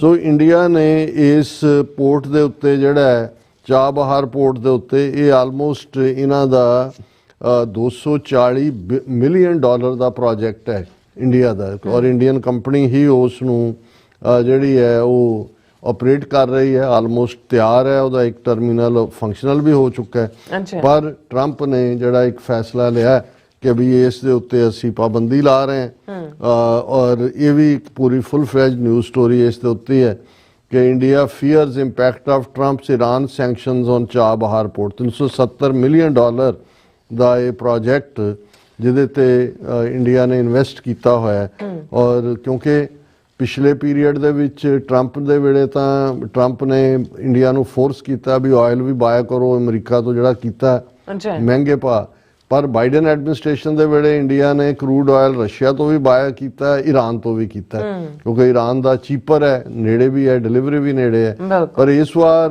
ਨਾ ਸਿਰਫ ਟਰੰਪ ਇਸ ਮੁੱਦੇ ਦੇ ਉੱਤੇ ਚਾਬਹਾਰ ਪੋਰਟ ਦੇ ਉੱਤੇ ਸੈਂਕਸ਼ਨਸ ਲਾਉਣ ਦੀ ਗੱਲ ਕਰੇਗਾ ਇੰਡੀਆ ਤੇ, ਇਹ ਵੀ ਫੋਰਸ ਕਰੇਗਾ ਕਿ ਵੀ ਤੁਸੀਂ ਆਇਲ ਔਰ ਦੂਜਾ ਸਾਡੇ ਤੋਂ ਖਰੀਦੋ, ਔਰ ਇਹਦੇ ਨਾਲ ਨਾਲ ਜਿਹੜੀ ਡਿਫੈਂਸ ਇਕਵਿਪਮੈਂਟ ਹੈ, ਕਿਉਂਕਿ ਟਰੰਪ ਨੂੰ ਪਸੰਦ ਨਹੀਂ ਹੈ ਇੰਡੀਆ ਇਸ ਵੇਲੇ ਸਾਊਦੀ ਅਰੇਬੀਆ ਤੋਂ ਬਾਅਦ ਸਭ ਤੋਂ ਵੱਡਾ ਬਾਇਰ ਹੈ ਡਿਫੈਂਸ ਫੀਲਡ ਦੇ ਵਿੱਚ, ਉਹਨਾਂ ਦਾ ਬਜਟ ਦਾ ਇੱਕ ਵੱਡਾ ਹਿੱਸਾ ਇਸ ਕੰਮ ਤੇ ਲੱਗਿਆ ਹੋਇਆ। ਉਹ ਭਾਵੇਂ 80% ਲੋਕ ਜਿਹੜੇ ਨੇ 80 ਕਰੋੜ ਲੋਕਾਂ ਨੂੰ ਮੁਫਤ 5 ਕਿਲੋ ਚੌਲ ਤੇ ਕਣਕ ਦਿੰਦੇ ਹੋਣ, ਔਰ ਇਹ ਅਮਰੀਕਾ ਟਰੰਪ ਇਹ ਵੀ ਕਹਿ ਰਿਹਾ ਵੀ ਰੂਸ ਤੋਂ ਘਟਾਓ, ਸਾਡੇ ਤੋਂ ਜ਼ਿਆਦਾ ਖਰੀਦੋ।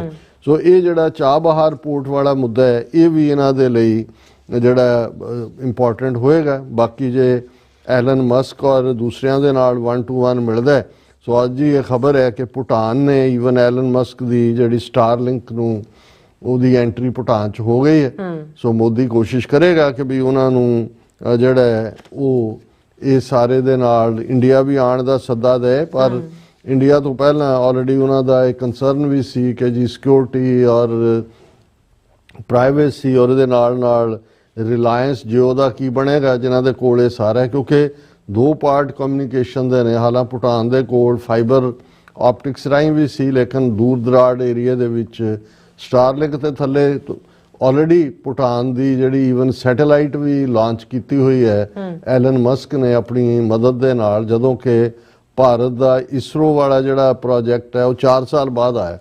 ਸੋ ਇਹ ਵੀ ਇਸ ਖਬਰ ਦਾ ਵੀ ਐਨ ਇਸ ਮੌਕੇ ਤੇ ਆਣਾ ਕਿ ਔਰ ਇਹਨਾਂ ਦੀ ਆਪਣੀ ਮੀਡੀਆ ਦੀ ਖਬਰ ਹੈ ਕਿ as PM Modi is expected to discuss Elon Musk's India entry, Starlink steals a march into Bhutan, ਕਿ ਆਲਰੇਡੀ ਸਟਾਰਲਿੰਕ ਉੱਥੇ ਪਹੁੰਚਿਆ ਹੋਇਆ। ਹਾਲਾਂ ਜਦੋਂ ਜਿੱਥੇ ਮਨੀਪੁਰ ਦੇ ਵਿੱਚ ਸਿਵਲ ਵਾਰ ਲੱਗੀ ਹੋਈ ਹੈ, ਇੱਕ ਪਾਸੇ ਕੁਕੀ ਕ੍ਰਿਸਚਨ ਕਬੀਲੇ ਨੇ, ਦੂਸਰੇ ਪਾਸੇ ਮਾਈਤਾਈ ਹਿੰਦੂ ਕਬੀਲੇ ਨੇ, ਔਰ ਉੱਥੇ ਇੰਡੀਅਨ ਸਿਕਿਉਰਿਟੀ ਦਸਤਿਆਂ ਨੇ ਸਟਾਰਲਿੰਕ ਨੂੰ ਜਿਹੜਾ ਉਹ ਲੱਭਿਆ ਕਿ ਭਾਈ ਜਿਹੜੇ ਗੁਰਿਲੇ ਨੇ ਉਹਨਾਂ ਕੋਲ ਸਟਾਰਲਿੰਕ ਕਨੈਕਸ਼ਨ ਹੈ। ਸੋ ਇਹ ਇਕੱਲਾ ਇਹ ਨਹੀਂ ਹੈ ਜੀ ਕਿ ਇਸ ਵਪਾਰੀ ਦੀ ਥਾਂ ਤੁਸੀਂ ਉਸ ਵਪਾਰੀ ਨੂੰ ਖਰੀਦਿਆ, ਗੱਲ ਅਲਟੀਮੇਟਲੀ ਡਾਟਾ ਦੀ ਹੈ ਕਿ ਕਿਹਦੇ ਕੋਲ ਕਿੰਨਾ ਡਾਟਾ ਹੈ। ਔਰ ਜੇ ਸਟਾਰਲਿੰਕ ਔਰ ਦੂਸਰੇ ਉਹਨਾਂ ਦੀ ਐਂਟਰੀ ਵੱਜਦੀ ਹੈ, ਪਹਿਲਾਂ ਇੰਡੀਆ ਨੇ ਡਿਊ ਟੂ ਸਿਕਿਉਰਿਟੀ ਰੀਜ਼ਨਸ ਔਰ ਦੂਸਰਾ ਰਿਲਾਇੰਸ ਜੋ ਉਹਨੂੰ ਫਾਇਦਾ ਪਹੁੰਚਾਉਣ ਲਈ ਇਹਨਾਂ ਦੇ ਉੱਤੇ ਪਾਬੰਦੀ ਲਵਾਈ ਹੋਈ ਸੀ। ਲੇਕਿਨ ਹੁਣ ਕਿਉਂਕਿ ਐਲਨ ਮਸਕ ਅਸਲ ਦੇ ਵਿੱਚ ਪ੍ਰੈਜ਼ੀਡੈਂਟ ਦੀ ਕੁਰਸੀ ਤੇ ਦਿਨੇ ਟਰੰਪ ਬਹਿੰਦਾ ਹੈ, ਰਾਤ ਨੂੰ ਉਹ ਬਹਿ ਕੇ ਕੰਮ ਕਰਦਾ ਹੈ। ਸੋ ਹੁਣ ਇਹਨਾਂ ਨੂੰ ਵੀ ਪਤਾ ਹੈ ਕਿ ਭਾਈ ਕਿਵੇਂ ਆਪਣੀ ਜਾਨ ਬਚਾਣੀ ਹੈ। ਸੋ ਇਹਨਾਂ ਇਸ਼ੂਜ਼ ਦੇ ਉੱਤੇ ਜਿਹੜੀ ਹੈ ਉਹ ਗੱਲਬਾਤ ਦੀਆਂ ਸੰਭਾਵਨਾਵਾਂ ਨੇ। ਔਰ ਅਸੀਂ ਇਹ ਜਿਹੜੇ ਸਿੱਖ ਇਸ਼ੂ ਨੇ 2 ਜਿਨ੍ਹਾਂ ਦਾ, ਕਿਉਂਕਿ ਅਡਾਨੀ ਵਾਲੇ ਇਸ਼ੂ ਦੀ ਤਾਂ ਅਸੀਂ ਗੱਲ ਕੀਤੀ ਆਲਰੇਡੀ ਕਿ ਉਹ ਜਿਹੜਾ ਕੱਲ ਪ੍ਰੈਜ਼ੀਡੈਂਟ ਟਰੰਪ ਨੇ ਆਪਣਾ 80ਵਾਂ ਐਗਜ਼ੈਕਟਿਵ ਆਰਡਰ ਜਿਹਦੇ ਥੱਲੇ ਫੋਰਨ ਲੈਂਡ ਦੇ ਉੱਤੇ ਜਿਹੜਾ ਕਰਪਸ਼ਨ ਨੂੰ ਮੋਨੀਟਰ ਕਰਨ ਵਾਲੀ ਏਜੰਸੀ, ਉਹਨੂੰ 180 ਦਿਨਾਂ ਲਈ 6 ਮਹੀਨੇ ਦੇ ਲਈ ਆਪਣੇ ਅਟਾਰਨੀ ਜਨਰਲ ਨੂੰ ਕਿਹਾ ਕਿ ਇਹਨੂੰ ਰਿਵਿਊ ਕਰੋ। ਇਹ ਵੀ ਮੈਂ ਬਾਅਦ 'ਚ ਸੋਚਿਆ, ਮੈਂ ਕਿਹਾ ਵੀ ਇਹ 6 ਮਹੀਨੇ ਵੀ ਇਹ ਆਈ, ਇਹਦੀ ਟਾਈਮਿੰਗ ਦੇਖੋ ਤਾਂ ਹਾਲਾਂ ਉਹਦੇ ਤੇ 30-31 ਹੋਰ ਵੀ ਉਹ ਇਨਵੈਸਟੀਗੇਸ਼ਨ ਕਰ ਰਹੀ ਹੈ ਡਿਫਰੈਂਟ ਕੰਪਨੀਆਂ ਦੀ। ਪਰ ਇਹ ਵੀ ਮੈਨੂੰ ਲੱਗਦਾ ਹੈ ਵੀ 6 ਮਹੀਨੇ ਦਾ ਟਾਈਮ ਵੀ ਉਹਨਾਂ ਨੇ ਇਹਨੂੰ ਥੋੜਾ ਜਿਹਾ ਰਿਪਰੀਵ ਦੇਣ ਲਈ ਕੀਤਾ ਹੋਏਗਾ ਅਡਾਨੀ ਨੂੰ ਔਰ ਮੋਦੀ ਨੂੰ ਕਿ ਵੀ 6 ਮਹੀਨੇ ਜੇ ਤੁਸੀਂ ਬੰਦੇ ਦੇ ਪੁੱਤ ਨਾ ਬਣੇ ਤਾਂ ਫਿਰ ਇਧਰੋਂ ਫੜੂੰਗਾਂਗੇ। ਤੇ ਜਿਹੜਾ ਦੂਸਰਾ ਵੱਡਾ ਮੁੱਦਾ ਜਿਹਦੇ ਲਈ ਸਾਡਾ ਕੰਸਰਨ ਹੈ ਟਰਾਂਸਨੈਸ਼ਨਲ ਰਿਪਰੈਸ਼ਨ, ਅਮਰੀਕਾ ਦੀ ਸੋਵਰਨਿਟੀ ਵਾਇਲੇਟ ਕਰਨ ਦਾ, ਉਸ ਮੁੱਦੇ ਦੇ ਉੱਤੇ ਅਸੀਂ ਗੱਲ ਕਰਾਂਗੇ। ਸਾਨੂੰ ਜਿਹੜਾ ਖਾਸ ਤੌਰ ਤੇ ਅੱਜ ਹੀ CBC ਕੈਨੇਡੀਅਨ ਬ੍ਰਾਡਕਾਸਟਿੰਗ ਕਾਰਪੋਰੇਸ਼ਨ ਦੀ ਸਟੋਰੀ ਇਸ ਦੇ ਉੱਤੇ ਇੱਕ ਹੈ, ਉਸ ਨੂੰ ਕਿਉਂਕਿ ਅਸੀਂ ਥੋੜਾ ਜਿਹਾ ਇਨ ਡੀਟੇਲ ਡਿਸਕਸ ਕਰਨਾ ਚਾਹੁੰਦੇ। ਸੋ ਮੁੱਖ ਜਿਹੜੇ ਬਾਹਰ ਮੁਖੀ ਹੋਣਗੇ ਇਸ਼ੂ ਉਹ ਆਲਮੋਸਟ ਇਹੀ 3-4 ਇਸ਼ੂ ਨੇ ਜਿਨ੍ਹਾਂ ਦੀ ਚਰਚਾ ਹੋਣ ਦੀਆਂ ਸੰਭਾਵਨਾਵਾਂ। ਜੀ ਰਾਜਾ ਤੁਹਾਡਾ ਬਹੁਤ ਬਹੁਤ ਧੰਨਵਾਦ। ਸੋ ਥੱਲੇ ਨੇ ਬ੍ਰੇਕ ਔਰ ਬ੍ਰੇਕ ਤੇ ਜਾਣ ਤੋਂ ਪਹਿਲਾਂ ਅਸੀਂ ਦਰਸ਼ਕਾਂ ਦੇ ਸਰੋਤਿਆਂ ਨੂੰ ਅਪੀਲ ਤੇ ਬੇਨਤੀ ਕਰਦੇ ਹਾਂ, ਵਿਊਅਰਸ ਜਿਸ ਤਰ੍ਹਾਂ ਕਿ ਤੁਸੀਂ ਜਾਣਦੇ ਹੋ ਕਿ TV 84 ਹੱਕ ਸੱਚ ਇਨਸਾਫ ਦੀ ਆਵਾਜ਼ ਬੁਲੰਦ ਕਰ ਰਿਹਾ ਹੈ। ਇਹ ਆਵਾਜ਼ ਤੁਹਾਡੇ ਪਿਆਰ ਸਦਕਾ, ਤੁਹਾਡੇ ਵਿਸ਼ਵਾਸ ਸਦਕਾ, ਤੁਹਾਡੇ ਡੋਨੇਸ਼ਨ ਸਦਕਾ ਹੀ ਹੋ ਸਕਦੀ ਹੈ। ਸੋ ਅਸੀਂ ਚਾਹਾਂਗੇ ਕਿ ਤੁਸੀਂ TV 84 ਦੀ ਚੜ੍ਹਦੀ ਕਲਾ ਲਈ ਵੱਧ ਤੋਂ ਵੱਧ ਡੋਨੇਟ ਕਰੋ। ਡੋਨੇਟ ਕਰਨ ਲਈ ਸਾਡੀ ਵੈਬਸਾਈਟ tv84.tv ਤੇ ਜਾ ਕੇ PayPal ਦੀ ਵਰਤੋਂ ਕਰਕੇ 1 ਟਾਈਮ ਡੋਨੇਟ ਕਰ ਸਕਦੇ ਹੋ, ਮੰਥਲੀ ਡੋਨੇਟ ਵੀ ਕਰ ਸਕਦੇ ਹੋ। ਤੁਸੀਂ TV 84 ਦੇ ਨਾਮ ਤੇ ਚੈੱਕ ਬਣਾ ਕੇ ਸਾਨੂੰ ਮੇਲ ਵੀ ਕਰ ਸਕਦੇ ਹੋ ਸਾਡੇ ਇਸ ਪਤੇ ਤੇ 36-01 37th Avenue, Long Island City, New York 11101 USA, ਜਾਂ ਫਿਰ ਤੁਸੀਂ ਸਾਨੂੰ ਫੋਨ ਰਾਹੀਂ ਵੀ ਸੰਪਰਕ ਕਰ ਸਕਦੇ ਹੋ 5166191984। ਤੁਸੀਂ ਸਾਨੂੰ ਈਮੇਲ ਵੀ ਕਰ ਸਕਦੇ ਹੋ info@tv84.tv ਤੇ। ਅਸੀਂ ਤੁਹਾਡੇ ਤਹਿ ਦਿਲ ਤੋਂ ਸ਼ੁਕਰਗੁਜ਼ਾਰ ਹੋਵਾਂਗੇ। ਸੋ ਥੱਲੇ ਨੇ ਬ੍ਰੇਕ। ਵਿਊਅਰਸ ਤੁਸੀਂ ਸਾਨੂੰ ਇਸੇ ਤਰ੍ਹਾਂ ਬਣੇ ਰਹਿਣਾ। ਮਿਲਦੇ ਹਾਂ ਛੋਟੇ ਜਿਹੇ ਵਕਫੇ ਤੋਂ ਬਾਅਦ।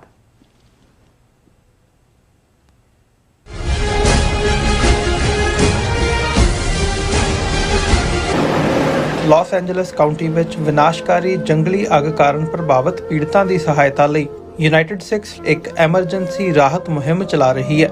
ਸ਼ਹਿਰ ਦੇ ਉੱਤਰ ਵਿੱਚ ਸੰਘਣੀ ਆਬਾਦੀ ਵਾਲੇ 40 ਕਿਲੋਮੀਟਰ ਦੇ ਖੇਤਰ ਵਿੱਚ ਲੱਗੀ ਅੱਗ ਕਾਰਨ 12,000 ਤੋਂ ਵੱਧ ਇਮਾਰਤਾਂ ਸੜ ਚੁੱਕੀਆਂ ਹਨ। 1.5 ਲੱਖ ਲੋਕਾਂ ਨੂੰ ਇਲਾਕਾ ਛੱਡਣ ਲਈ ਮਜਬੂਰ ਹੋਣਾ ਪਿਆ ਤੇ ਕਰੀਬ 700 ਤੋਂ ਵੱਧ ਲੋਕਾਂ ਨੂੰ ਸ਼ਰਨਾਰਥੀ ਕੈਂਪਾਂ ਵਿੱਚ ਠਹਿਰਾਇਆ ਗਿਆ। ਮੁਸ਼ਕਲ ਦੀ ਇਸ ਘੜੀ ਵਿੱਚ ਸੇਵਾ ਤੇ ਸਰਬੱਤ ਦੇ ਭਲੇ ਦੇ ਸਿਧਾਂਤ ਤੋਂ ਸੇਧ ਲੈ ਕੇ ਯੂਨਾਈਟਿਡ ਸਿੱਖਸ ਲੋੜਵੰਦਾਂ ਨੂੰ ਭੋਜਨ, ਸਪਲਾਈ ਅਤੇ ਉਮੀਦ ਪ੍ਰਦਾਨ ਕਰ ਰਹੀ ਹੈ। ਯੂਨਾਈਟਿਡ ਸਿੱਖਸ ਦੇ ਸੇਵਾ ਕਾਰਜਾਂ ਵਿੱਚ ਹਿੱਸਾ ਪਾਉਣ ਲਈ ਤੁਸੀਂ ਯੂਨਾਈਟਿਡ ਸਿੱਖਸ ਦੀ ਵੈਬਸਾਈਟ ਤੇ ਜਾ ਕੇ ਡੋਨੇਟ ਕਰ ਸਕਦੇ ਹੋ ਜਾਂ ਇਹਨਾਂ ਨਾਲ ਜੁੜਨ ਲਈ 8558786333 ਤੇ ਸੰਪਰਕ ਕਰ ਸਕਦੇ ਹੋ। ਅਮਰੀਕਾ ਵਿੱਚ ਰਹਿ ਰਹੇ ਹੋ ਅਤੇ ਡਰਾਈਵਿੰਗ ਲਾਇਸੈਂਸ ਲੈਣਾ ਚਾਹੁੰਦੇ ਹੋ ਤੇ ਲੱਭ ਰਹੇ ਹੋ ਇੱਕ ਤਜਰਬੇਕਾਰ ਡਰਾਈਵਿੰਗ ਸਕੂਲ ਤਾਂ ਤੁਹਾਡੇ ਲਈ ਹੈ ਵੱਡੀ ਖੁਸ਼ਖਬਰੀ। ਕੈਲੀਫੋਰਨੀਆ ਦਾ ਸਟਾਕਟਨ ਟਰੱਕ ਡਰਾਈਵਿੰਗ ਸਕੂਲ ਤੁਹਾਨੂੰ ਦੇਵੇਗਾ ਡਰਾਈਵਿੰਗ ਸਿਖਲਾਈ ਅਤੇ ਡਰਾਈਵਿੰਗ ਦੌਰਾਨ ਪੇਸ਼ ਆਉਂਦੀਆਂ ਮੁਸ਼ਕਲਾਂ ਨਾਲ ਨਜਿੱਠਣ ਦੀ ਸਿਖਲਾਈ। 25 ਸਾਲ ਤੋਂ ਵੀ ਵੱਧ ਦੇ ਤਜਰਬੇ ਨਾਲ ਤੁਹਾਨੂੰ ਮਿਲੇਗੀ ਡਰਾਈਵਿੰਗ ਨਾਲ ਸੰਬੰਧਿਤ ਹਰ ਤਰ੍ਹਾਂ ਦੀ ਸਿਖਲਾਈ, ਉਹ ਵੀ ਵਾਜਿਬ ਕੀਮਤ ਵਿੱਚ। ਫਿਰ ਦੇਰ ਕਿਸ ਗੱਲ ਦੀ, ਅੱਜ ਹੀ ਸੰਪਰਕ ਕਰੋ 209788330308 ਜਾਂ ਫਿਰ 2093139919 ਨੰਬਰਾਂ ਤੇ ਅਤੇ ਪਾਓ ਆਪਣਾ ਡਰਾਈਵਿੰਗ ਲਾਇਸੈਂਸ।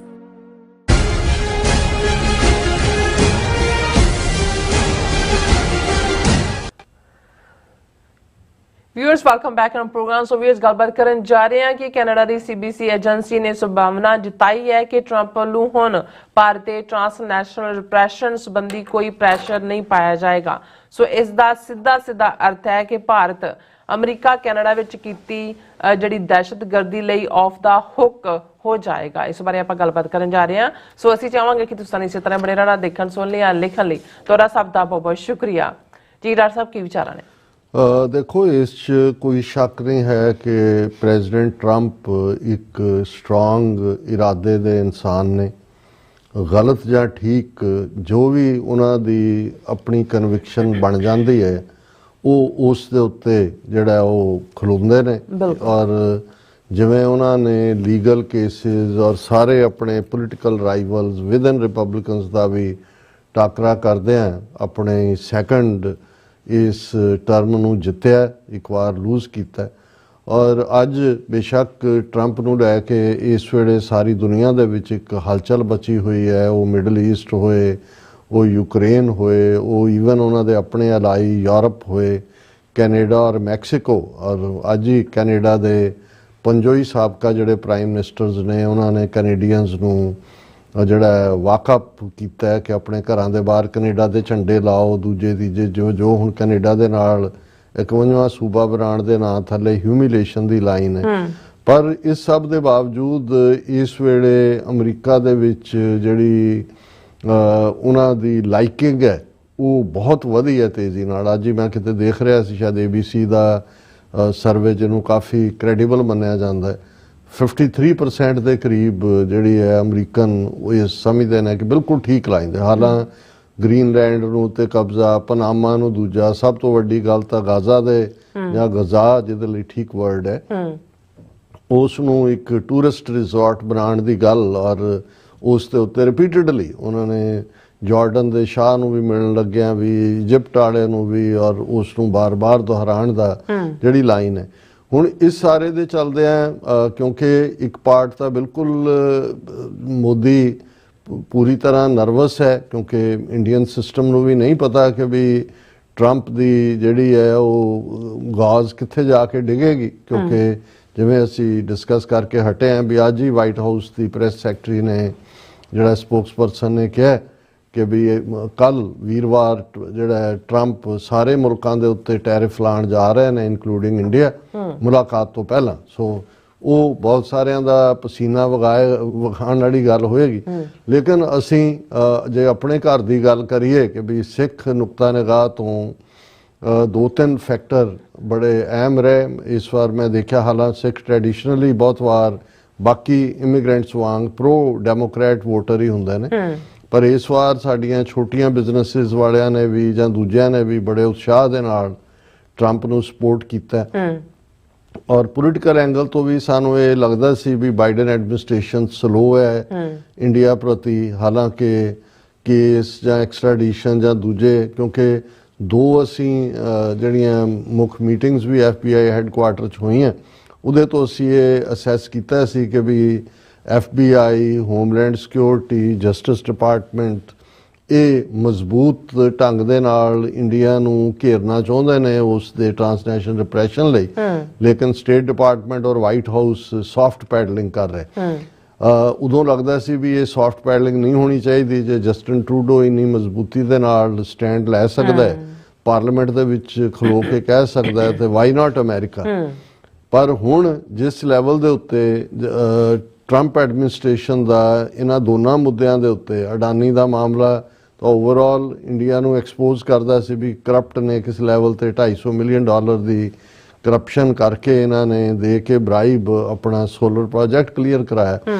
ਪਰ ਇਹ ਪਹਿਲੀ ਵਾਰ ਅਮਰੀਕਾ ਦੀ ਧਰਤੀ ਦੇ ਉੱਤੇ ਈਵਨ ਜਦੋਂ ਕੋਲਡ ਵਾਰ ਵੀ ਸੋਵੀਅਤ ਯੂਨੀਅਨ ਦੇ ਨਾਲ ਸੀ, ਮੈਨੂੰ ਨਹੀਂ ਕੋਈ ਵੀ ਐਸਾ ਵਾਕਿਆ ਨਜ਼ਰ ਆਇਆ ਕਿ ਸੋਵੀਅਤ ਜਾਂ KGB ਦੇ ਏਜੰਟਾਂ ਨੇ ਕਿਸੇ ਅਮਰੀਕਨ ਨੂੰ ਜਾਂ ਕਿਸੇ ਰਸ਼ੀਅਨ ਨੂੰ ਹੀ ਅਮਰੀਕਾ ਦੀ ਧਰਤੀ ਦੇ ਉੱਤੇ ਮਾਰਿਆ ਹੋਏ ਕਿ ਜੀ ਉਹ ਕਮਿਊਨਿਸਟ ਰਜੀਮ ਦਾ ਵਿਰੋਧ ਕਰ ਰਿਹਾ। ਹਾਲਾਂਕਿ UK ਦੇ ਵਿੱਚ ਕੈਮੀਕਲ ਵੈਪਨ ਤੇ ਉਹ ਰਿਹਾ, ਲੇਕਿਨ ਗੁਰਪਤਵੰਤ ਪੰਨੂ ਮਰਡਰ ਪਲਾਟ ਔਰ ਫਿਰ ਅਮਰੀਕਾ ਕਿਉਂਕਿ 1945 ਤੋਂ 5 ਆਈਜ਼ ਨੂੰ ਹੈਡ ਕਰਦਾ ਹੈ, ਜਿਸ ਦੇ ਵਿੱਚ ਜ਼ਾਹਰ ਹੈ ਕੈਨੇਡਾ, ਆਸਟ੍ਰੇਲੀਆ, ਨਿਊਜ਼ੀਲੈਂਡ, UK ਹੈ ਔਰ FBI ਦੇ ਹੈਡ ਨੇ ਇੱਥੇ ਪਾਲੋ ਆਲਟੋ ਕੈਲੀਫੋਰਨੀਆ 'ਚ 5 ਮੁਲਕਾਂ ਦੇ ਇੰਟੈਲੀਜੈਂਸ ਚੀਫਸ ਦੀ ਮੀਟਿੰਗ ਸੱਦੀ, ਪ੍ਰੈਸ ਨਾਲ ਵੀ ਗੱਲ ਕੀਤੀ, ਵਾਰਨ ਕੀਤਾ ਔਰ ਅਸੀਂ ਇਹ ਦੇਖਦੇ ਹਾਂ ਵੀ ਇੰਡੀਆ ਆਲਰੇਡੀ ਐਕਸੈਪਟੇਬਿਲਿਟੀ 'ਚ ਆਇਆ, ਭਾਵੇਂ ਉਹਨਾਂ ਨੇ ਉਹਨੂੰ ਵਿਕਾਸ ਯਾਦਵ ਨੂੰ ਰੋਗ ਐਲੀਮੈਂਟ ਕਹਿ ਕੇ ਪੱਲਾ ਝਾੜਨਾ ਚਾਹਿਆ, ਪਰ ਇਹ ਪ੍ਰੂਵ ਹੋ ਗਿਆ ਕਿ ਵੀ ਅਮਰੀਕਾ ਦੀ ਧਰਤੀ ਤੇ ਇੰਡੀਅਨ ਏਜੰਸੀਆਂ ਨੇ ਕਿਲਿੰਗ ਪਲਾਟ ਕੀਤਾ, ਜਿਹੜਾ ਉਹਨੂੰ ਮਾਸਟਰਮਾਈਂਡ ਕੀਤਾ ਔਰ ਉਹ ਕੇਸ ਆਲਰੇਡੀ ਚੱਲ ਰਿਹਾ। ਹੁਣ ਇਸ ਸਾਰੇ ਦੇ ਚੱਲਦਿਆਂ ਅਸੀਂ ਇਹ ਤਵੱਕੋ ਵੀ ਸੀ ਜਾਂ ਅਜੇ ਵੀ ਹੈ, ਕਿਉਂਕਿ ਹੁਣ ਤਾਂ ਅਜੇ ਤਾਂ ਕਿਆਸ ਰਾਈਆਂ ਹੀ ਨੇ, ਅਸੀਂ ਇਸ ਤੋਂ ਬਾਅਦ ਦੇਖਾਂਗੇ 24 ਘੰਟੇ ਬਾਅਦ ਪਤਾ ਲੱਗ ਜਾਏਗਾ ਕਿ ਵੀ ਕੀ ਖੱਟਿਆ ਕੀ ਗਵਾਇਆ ਭਾਰਤ ਦੇ ਕੰਟੈਕਸਟ ਦੇ ਵਿੱਚ, ਤੇ ਅਸੀਂ ਦੇਖ ਲਾਂਗੇ ਕਿ ਬਈ ਇਸ ਸਾਰੇ ਪਰ ਜਿਹੜੀਆਂ ਸੰਭਾਵਨਾਵਾਂ ਨਜ਼ਰ ਆ ਰਹੀਆਂ ਨੇ, ਕਿਉਂਕਿ ਜਿਸ ਲੈਵਲ ਦੇ ਉੱਤੇ ਜਾ ਕੇ ਆਫ ਦਾ ਹੁੱਕ ਕਰਨ ਦੀ ਲਾਈਨ ਹੈ ਈਵਨ ਕ੍ਰਾਈਮ ਦੇ ਹਵਾਲੇ ਨਾਲ, ਹੁਣ ਜੇ 1600 ਦੇ ਕਰੀਬ ਬੰਦਾ ਜਿਹੜਾ ਕੈਪੀਟਲ ਰਾਈਟਸ ਦੇ ਵਿੱਚ ਇਨਵੋਲਵ ਸੀ ਉਹਦੀ ਪਾਰਡਨ ਹੈ, ਈਵਨ ਜਿਹੜਾ ਨਿਊਯਾਰਕ ਦਾ ਸਾਬਕਾ ਮੇਅਰ ਉਸ ਦੇ ਖਿਲਾਫ ਵੀ ਕੇਸ ਵਾਪਸ ਲੈ ਲਿਆ ਗਿਆ, ਕਰਪਸ਼ਨ ਦੇ ਮਾਮਲੇ 'ਚ ਜਿਹੜਾ ਅਮਰੀਕਾ ਦਾ ਲਾਅ ਹੈ ਉਹਨੂੰ 6 ਮਹੀਨੇ ਲਈ ਪੌਜ਼ ਕੀਤਾ ਗਿਆ, ਰੋਕਿਆ ਗਿਆ, ਹਾਲਟ ਕੀਤਾ ਗਿਆ।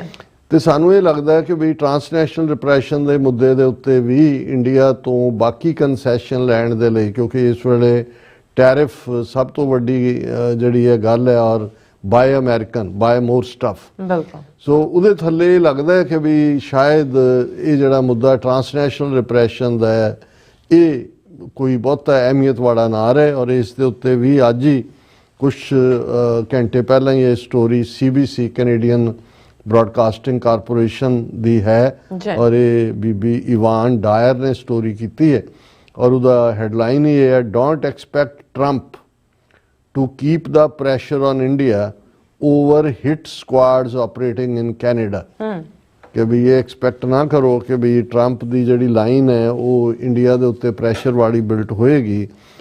ਜਿਹੜਾ ਫਿਰ ਉਹਨਾਂ ਨੇ ਕਿਹਾ ਕਿ none of Trump's nominees are friendlier to Modi than his intelligence and FBI picks।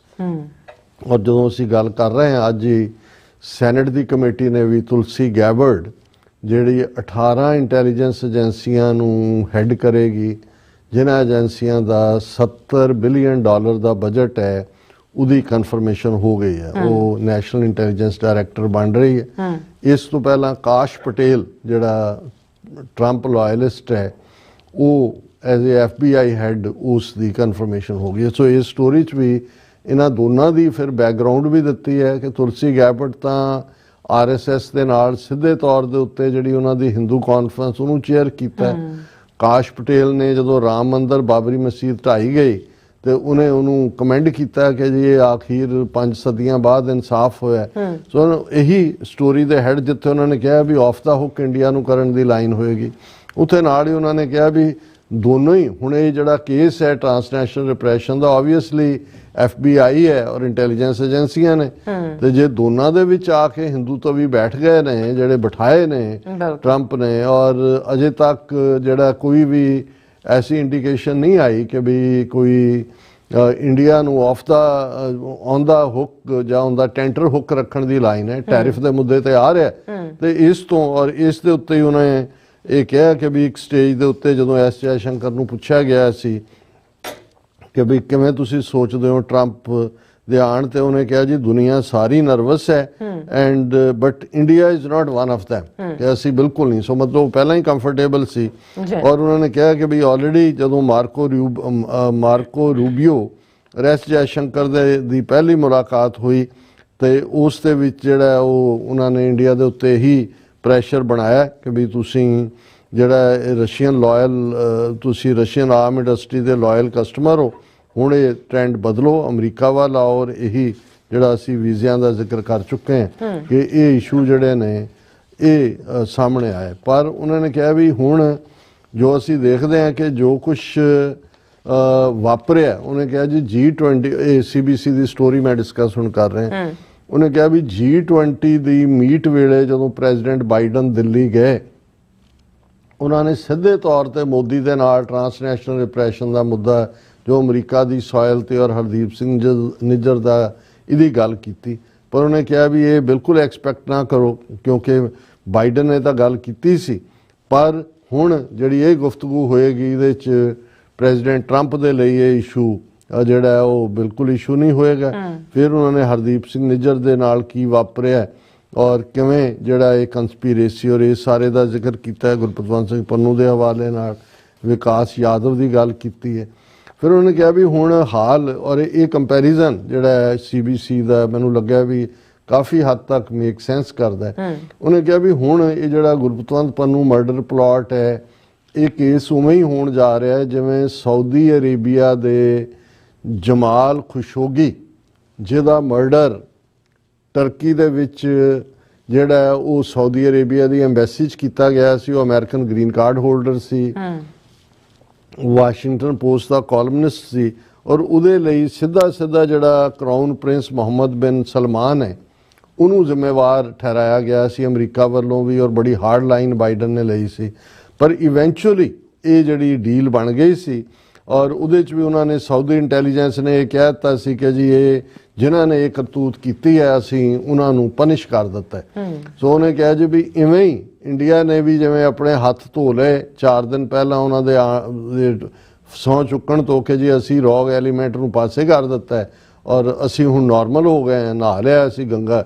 ਔਰ ਉਹਨੇ ਕਿਹਾ ਵੀ ਇਹ ਵੀ ਬਿਲਕੁਲ ਜਿਵੇਂ ਉਦੋਂ ਵੀ ਜੋ ਜਮਾਲ ਖੁਸ਼ੋਗੀ ਦੇ ਮੁੱਦੇ ਤੇ ਸਾਊਦੀ ਅਰੇਬੀਆ ਨੂੰ ਇੱਕ ਵਾਰੀ ਬਿਲਕੁਲ ਕੰਧ ਨਾਲ ਲਾ ਕੇ ਫਿਰ ਅਮਰੀਕਾ ਨੇ ਡੀਲ ਕਰ ਲਈ।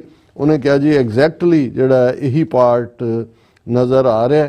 ਔਰ ਦੂਸਰੇ ਪਾਸੇ ਉਹਨਾਂ ਨੇ ਕਿਹਾ ਕਿ ਵੀ ਹੁਣ ਇਹ ਇਸ ਗੱਲ ਦੀ ਹੋਪ ਨਹੀਂ ਹੈ ਕਿ ਵੀ ਈਵਨ ਵਿਕਾਸ ਯਾਦਵ ਜਿਹਨੂੰ ਕਿ ਉਹਨਾਂ ਨੇ ਬਲੇਮ ਕੀਤਾ ਉਹਦੀ ਅਮਰੀਕਾ ਈਵਨ ਐਕਸਟ੍ਰਾਡੀਸ਼ਨ ਵੀ ਮੰਗੇ। ਇਹ ਕਿਆ ਸਰਾਈਆਂ ਹੀ ਨੇ ਕਿ ਭਾਈ ਇਹਦੇ ਤੇ ਕੀ ਹੋ ਸਕਦਾ ਹੈ। ਔਰ ਇਹ ਉਹਨਾਂ ਨੇ ਕਿਹਾ ਵੀ ਵੈਸੇ ਵੀ ਕਿਉਂਕਿ ਵਾਸ਼ਿੰਗਟਨ ਤੋਂ ਇਸ ਮੁੱਦੇ ਤੇ ਨਾ ਹੁਣ ਕੈਨੇਡਾ ਦੇ ਹੱਕ 'ਚ ਕੋਈ ਸਟੈਂਡ ਆਏਗਾ ਤੇ ਨਾ ਹੀ ਇਸ ਮੁੱਦੇ ਦੇ ਉੱਤੇ ਜਿਹੜਾ ਦੂਸਰੇ ਪਾਸਿਓਂ ਹੋਏਗਾ। ਉਹਨੇ ਕਿਹਾ ਕਿ ਵੀ ਕਿਉਂਕਿ ਆਲਰੇਡੀ ਟਰੰਪ ਤਾਂ ਵੈਸੇ ਹੀ ਰੂਲ ਆਫ ਦਾ ਲਾਅ ਨੂੰ ਪਾਸੇ ਰੱਖ ਕੇ ਜਿਵੇਂ ਪਾਰਡਨ ਕੀਤਾ ਗਿਆ ਸਾਰਿਆਂ ਨੂੰ 1400 ਬੰਦਿਆਂ ਨੂੰ। ਫਿਰ ਉਹਨੇ ਕਿਹਾ ਵੀ ਗੈਬਰਟ ਤੁਲਸੀ ਔਰ ਕਾਸ਼ ਪਟੇਲ ਇਹਨਾਂ ਦੀ ਨੋਮੀਨੇਸ਼ਨ ਔਰ ਕਨਫਰਮੇਸ਼ਨ ਆਪਣੇ ਆਪ ਦੇ ਵਿੱਚ ਦੱਸਦੀ ਹੈ। ਫਿਰ ਉਹਨੇ ਜਿਹੜਾ ਇਹਦੀ ਤੁਲਸੀ ਗੈਬਰਟ ਦਾ ਜ਼ਿਕਰ ਕੀਤਾ ਹੈ ਕਿ ਵੀ ਇਹਨੇ ਕਿਵੇਂ ਇਹ ਚੇਅਰ ਸੀ ਵਰਲਡ ਹਿੰਦੂ ਕਾਂਗਰਸ ਦੀ ਇੰਟਰਨੈਸ਼ਨਲ ਜਿਹੜੀ ਕਿ ਹਿੰਦੂ ਜਿਹੜੀ RSS ਜਮਾਤ ਹੈ ਔਰ RSS ਜਿਹੜੀ ਹੈ ਪੈਰਾਮਿਲਟਰੀ ਕਜ਼ਨ ਹੈ ਭਾਰਤੀ ਜਨਤਾ ਪਾਰਟੀ ਦੀ। ਫਿਰ ਉਹਨੇ ਕਿਹਾ ਵੀ ਇਹ ਹਵਾਈ ਤੋਂ ਜਦੋਂ ਕਾਂਗਰਸਮੈਨ ਸੀ 2013 ਦੇ ਵਿੱਚ ਇਹਨੇ ਇੱਕ ਹਾਊਸ ਰੈਜ਼ੋਲੂਸ਼ਨ ਜਿਹਦੇ 'ਚ ਕਿ RSS ਦੀ ਵਾਇਲੈਂਸ ਨੂੰ ਜਿਹੜੀ ਮੁਸਲਮਾਨਾਂ ਔਰ ਕ੍ਰਿਸਚਨਸ ਦੇ ਖਿਲਾਫ ਸੀ ਕੰਡੈਮ ਕੀਤਾ ਗਿਆ ਸੀ। ਤੁਲਸੀ ਗੈਬਰਟ ਨੇ ਉਹਦਾ ਵਿਰੋਧ ਕੀਤਾ ਸੀ ਔਰ ਇਸ ਦੇ ਇਹੀ ਕਾਰਨ ਹੈ ਕਿ ਵੀ ਜਿਹੜੀ federation of Indian American Christian organisation ਹੈ ਉਹਨਾਂ ਨੇ ਅਪੋਜ਼ ਕੀਤਾ ਹੈ ਇਸ ਦੀ ਡਾਇਰੈਕਟਰ ਨੈਸ਼ਨਲ ਇੰਟੈਲੀਜੈਂਸ ਬਣਾਉਣ ਦਾ। ਔਰ ਇਸੇ ਤਰ੍ਹਾਂ ਫਿਰ ਉਹਨਾਂ ਨੇ ਕਾਸ਼ ਪਟੇਲ ਦਾ ਜ਼ਿਕਰ ਕੀਤਾ ਹੈ ਕਿ ਵੀ ਇਹ ਕਾਸ਼ ਪਟੇਲ ਉਹੀ ਹੈ ਜਿਹਨੇ ਕਿ ਜਿਹੜਾ ਜਿੱਥੇ ਬਾਬਰੀ ਮਸਜਿਦ ਢਾਹ ਕੇ ਮੰਦਿਰ ਬਣਾਇਆ ਗਿਆ ਉਹਦੇ ਨੂੰ ਐਪਰੀਸ਼ੀਏਟ ਕੀਤਾ ਸੀ ਕਿ ਭਾਈ ਇਹ ਜਿਹੜਾ ਬਿਲਕੁਲ ਠੀਕ ਹੋਇਆ, ਰਾਮ ਮੰਦਿਰ ਉੱਥੇ ਹੀ ਬਣਨਾ ਚਾਹੀਦਾ ਸੀ ਔਰ ਇਹ ਇਨਸਾਫ ਹੋਇਆ 400-500 ਸਾਲ ਬਾਅਦ ਜਦੋਂ ਕਿ ਹਿੰਦੂ ਮੰਦਿਰ ਢਾਇਆ ਗਿਆ ਸੀ। ਫਿਰ ਜਿਹੜੀ ਇਸ 'ਚ ਮੈਨੂੰ ਹੋਰ ਵੀ ਗੰਭੀਰ ਗੱਲ ਲੱਗੀ ਇਸ ਲਿਖਤ ਦੇ ਵਿੱਚ ਕਿ Modi mega relationship is broad make America great again. ਉਹਨੇ ਕਿਹਾ ਵੀ ਇਹ ਜਿਹੜੇ ਕੈਨੇਡੀਅਨ ਇੰਟੈਲੀਜੈਂਸ ਐਕਸਪਰਟ ਤੇ ਫਾਰਮਰ ਆਫੀਸ਼ੀਅਲਸ ਉਹਨਾਂ ਨੇ ਇਹ ਵਾਰਨ ਕੀਤਾ ਹੈ ਕਿ ਇਹ ਜਿਹੜੀ US ਔਰ ਇਹਨਾਂ ਦੇ ਇਸ ਲੈਵਲ ਦੇ ਲੋਕਾਂ ਦੀ ਕੋਆਪਰੇਸ਼ਨ ਹੈ ਇਹ ਕਾਫੀ ਡੀਪਰ ਹੈ ਔਰ ਇਹਦੇ ਤੇ ਈਵਨ ਸੀਸਸ ਜਿਹੜੀ ਕੈਨੇਡੀਅਨ ਇੰਟੈਲੀਜੈਂਸ ਏਜੰਸੀ ਉਹਦੇ ਡਾਇਰੈਕਟਰ ਵਾਰਡ ਐਲਕ ਨੇ ਕਿਹਾ ਕਿ there is a convergence of interest and ideology between Modi's Hindutva and Trump's MAGA and indeed among right-wing populist movements around the world. ਉਹਨੇ ਕਿਹਾ ਵੀ ਇਹ ਬੇਸਿਕ ਗ੍ਰੇਨ ਇਹਨਾਂ ਦਾ ਇੱਕੋ ਹੀ ਹੈ, ਮੇਕ ਅਮਰੀਕਾ ਗ੍ਰੇਟ ਅਗੇਨ ਵਾਲੇ ਹੋਣ ਜਾਂ ਹਿੰਦੂ ਤੋਂ ਵੀ ਨੈਸ਼ਨਲਿਸਟ ਹੋਣ। ਸੋ ਉਹਦੇ 'ਚ ਇਹਨੇ ਫਿਰ ਸੀਸਿਸ ਡਾਇਰੈਕਟਰ ਵਾਰਡ ਐਲਕ ਨੇ ਕਿਹਾ, I think that we probably can count less on the Americans taking a tough line with the Indian government in the near future, he told the CBC News. ਉਹਨੇ ਕਿਹਾ ਵੀ ਹੁਣ ਤੁਸੀਂ ਇਹ expect ਨਾ ਕਰੋ ਕਿ ਅਮਰੀਕਾ ਜਿਹੜਾ ਹੈ ਇੰਡੀਆ ਬਾਰੇ ਇਸ ਮੁੱਦੇ ਦੇ ਉੱਤੇ ਜਿਹੜਾ ਉਹ ਟਫ ਲਾਈਨ ਲਏਗਾ ਔਰ ਇਹ ਸਾਰੇ ਦੇ ਚੱਲਦੇ ਆ। ਫਿਰ ਉਹਨਾਂ ਨੇ ਕਿਹਾ ਵੀ ਟਰੰਪ ਨੇ ਤਾਂ ਆਲਰੇਡੀ ਮੋਦੀ ਦੇ ਵੀ ਵੈਸੇ ਵੀ ਸੋਲੇ ਗਾਏ ਹੋਏ ਨੇ ਔਰ ਇਹਦੇ 'ਚ ਉਹਨੇ ਆਰਟੀਕਲ 'ਚ ਰੈਫਰ ਕੀਤਾ ਇੱਕ ਪੋਡਕਾਸਟ ਜਿਹੜਾ ਟਰੰਪ ਨੇ ਫਲੈਗਰੈਂਟ ਦੇ ਨਾਲ ਕੀਤਾ, ਜਿਹਦੇ 'ਚ ਉਹਨੇ ਟਰੰਪ ਨੇ ਕਿਹਾ Modi he is great, he is a friend of mine, on the outside he looks like your father, he is the nicest guy but he is a total killer. ਹੁਣ ਮਤਲਬ ਪਤਾ ਇਹਨਾਂ ਨੂੰ ਵੀ ਹੈ ਵੀ ਕੀ ਹੈ ਇਹ ਟਰੰਪ ਦਾ ਸਟਾਈਲ ਹੈ, great great nice nice human being.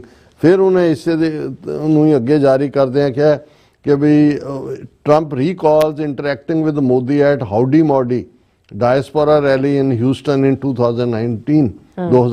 ਫਿਰ ਉਹਨੇ ਕਿਹਾ he is the nicest human being but we had a couple of occasions when someone was threatening India. ਹੁਣ ਇਹ ਸਮਵਨ ਕੌਣ ਹੈ? ਉਹ ਚਾਈਨਾ ਦੇ ਹਵਾਲੇ ਨਾਲ ਹੈ ਕਿ ਜਿਹੜਾ ਉਹ ਦੂਜਾ ਫੈਕਟਰ ਹੈ।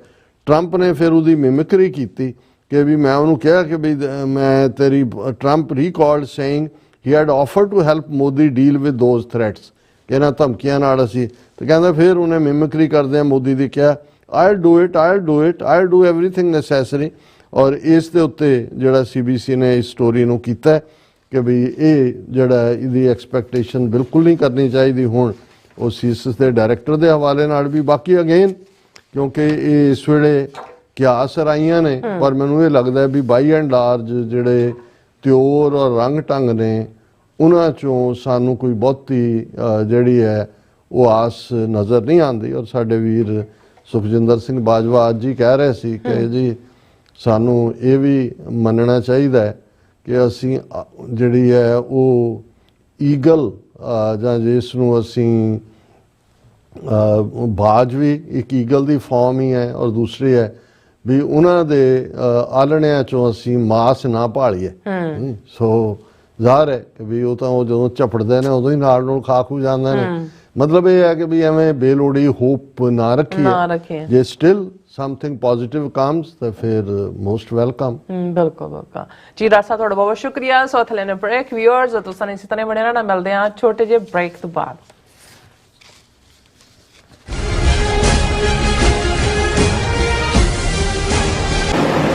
ਲਾਸ ਐਂਜਲਸ ਕਾਉਂਟੀ ਵਿੱਚ ਵਿਨਾਸ਼ਕਾਰੀ ਜੰਗਲੀ ਅੱਗ ਕਾਰਨ ਪ੍ਰਭਾਵਿਤ ਪੀੜਤਾਂ ਦੀ ਸਹਾਇਤਾ ਲਈ ਯੂਨਾਈਟਿਡ ਸਿਕਸ ਇੱਕ ਐਮਰਜੈਂਸੀ ਰਾਹਤ ਮੁਹਿੰਮ ਚਲਾ ਰਹੀ ਹੈ। ਸ਼ਹਿਰ ਦੇ ਉੱਤਰ ਵਿੱਚ ਸੰਘਣੀ ਆਬਾਦੀ ਵਾਲੇ 40 ਕਿਲੋਮੀਟਰ ਦੇ ਖੇਤਰ ਵਿੱਚ ਲੱਗੀ ਅੱਗ ਕਾਰਨ 12,000 ਤੋਂ ਵੱਧ ਇਮਾਰਤਾਂ ਸੜ ਚੁੱਕੀਆਂ ਹਨ। 1.5 ਲੱਖ ਲੋਕਾਂ ਨੂੰ ਇਲਾਕਾ ਛੱਡਣ ਲਈ ਮਜਬੂਰ ਹੋਣਾ ਪਿਆ ਤੇ ਕਰੀਬ 700 ਤੋਂ ਵੱਧ ਲੋਕਾਂ ਨੂੰ ਸ਼ਰਨਾਰਥੀ ਕੈਂਪਾਂ ਵਿੱਚ ਠਹਿਰਾਇਆ ਗਿਆ। ਮੁਸ਼ਕਲ ਦੀ ਇਸ ਘੜੀ ਵਿੱਚ ਸੇਵਾ ਤੇ ਸਰਬੱਤ ਦੇ ਭਲੇ ਦੇ ਸਿਧਾਂਤ ਤੋਂ ਸੇਧ ਲੈ ਕੇ ਯੂਨਾਈਟਿਡ ਸਿਕਸ ਲੋੜਵੰਦਾਂ ਨੂੰ ਭੋਜਨ, ਸਪਲਾਈ ਅਤੇ ਉਮੀਦ ਪ੍ਰਦਾਨ ਕਰ ਰਹੀ ਹੈ। ਯੂਨਾਈਟਿਡ ਸਿਕਸ ਦੇ ਸੇਵਾ ਕਾਰਜਾਂ ਵਿੱਚ ਹਿੱਸਾ ਪਾਉਣ ਲਈ ਤੁਸੀਂ ਯੂਨਾਈਟਿਡ ਸਿਕਸ ਦੀ ਵੈਬਸਾਈਟ ਤੇ ਜਾ ਕੇ ਡੋਨੇਟ ਕਰ ਸਕਦੇ ਹੋ ਜਾਂ ਇਹਨਾਂ ਨਾਲ ਜੁੜਨ ਲਈ 8558786333 ਤੇ ਸੰਪਰਕ ਕਰ ਸਕਦੇ ਹੋ। ਸਿਗਨੇਚਰ ਟਰੱਕ ਸਰਵਿਸ ਰਾਊਟ 81 ਉੱਤੇ ਐਗਜ਼ਿਟ 235 ਤੇ ਟਰੱਕਰ ਵੀਰਾਂ ਲਈ 24 ਘੰਟੇ ਰੋਡ ਸਰਵਿਸ ਦੀ ਸੁਵਿਧਾ ਮੌਜੂਦ। Heavy duty repair, oil change, ਪੁਰਾਣੇ ਅਤੇ ਨਵੇਂ tyre, computer diagnostic, DPF cleaning, brake service ਜਾਂ ਰਸਤੇ ਵਿੱਚ ਆਈ ਹਰ ਤਰ੍ਹਾਂ ਦੀ ਰਿਪੇਅਰ ਪ੍ਰੋਫੈਸ਼ਨਲ ਟੀਮ ਵੱਲੋਂ ਕੀਤੀ ਜਾਂਦੀ ਹੈ। ਬ੍ਰੇਕਫਾਸਟ, ਲੰਚ ਅਤੇ ਡਿਨਰ ਲਈ ਪੰਜਾਬੀ ਢਾਬੇ ਦਾ ਆਨੰਦ ਵੀ ਮਾਣੋ। ਡਰਾਈਵਰ ਅਤੇ ਟਰੱਕ ਆਪਰੇਟਰ ਵੀਰ ਡਿਸਪੈਚ ਦੀ ਸਰਵਿਸ ਲਈ ਸਾਡੇ ਨਾਲ ਸੰਪਰਕ ਕਰਨ। Signature truck service 58 triangle drive, Weyers Cave, Virginia 24486।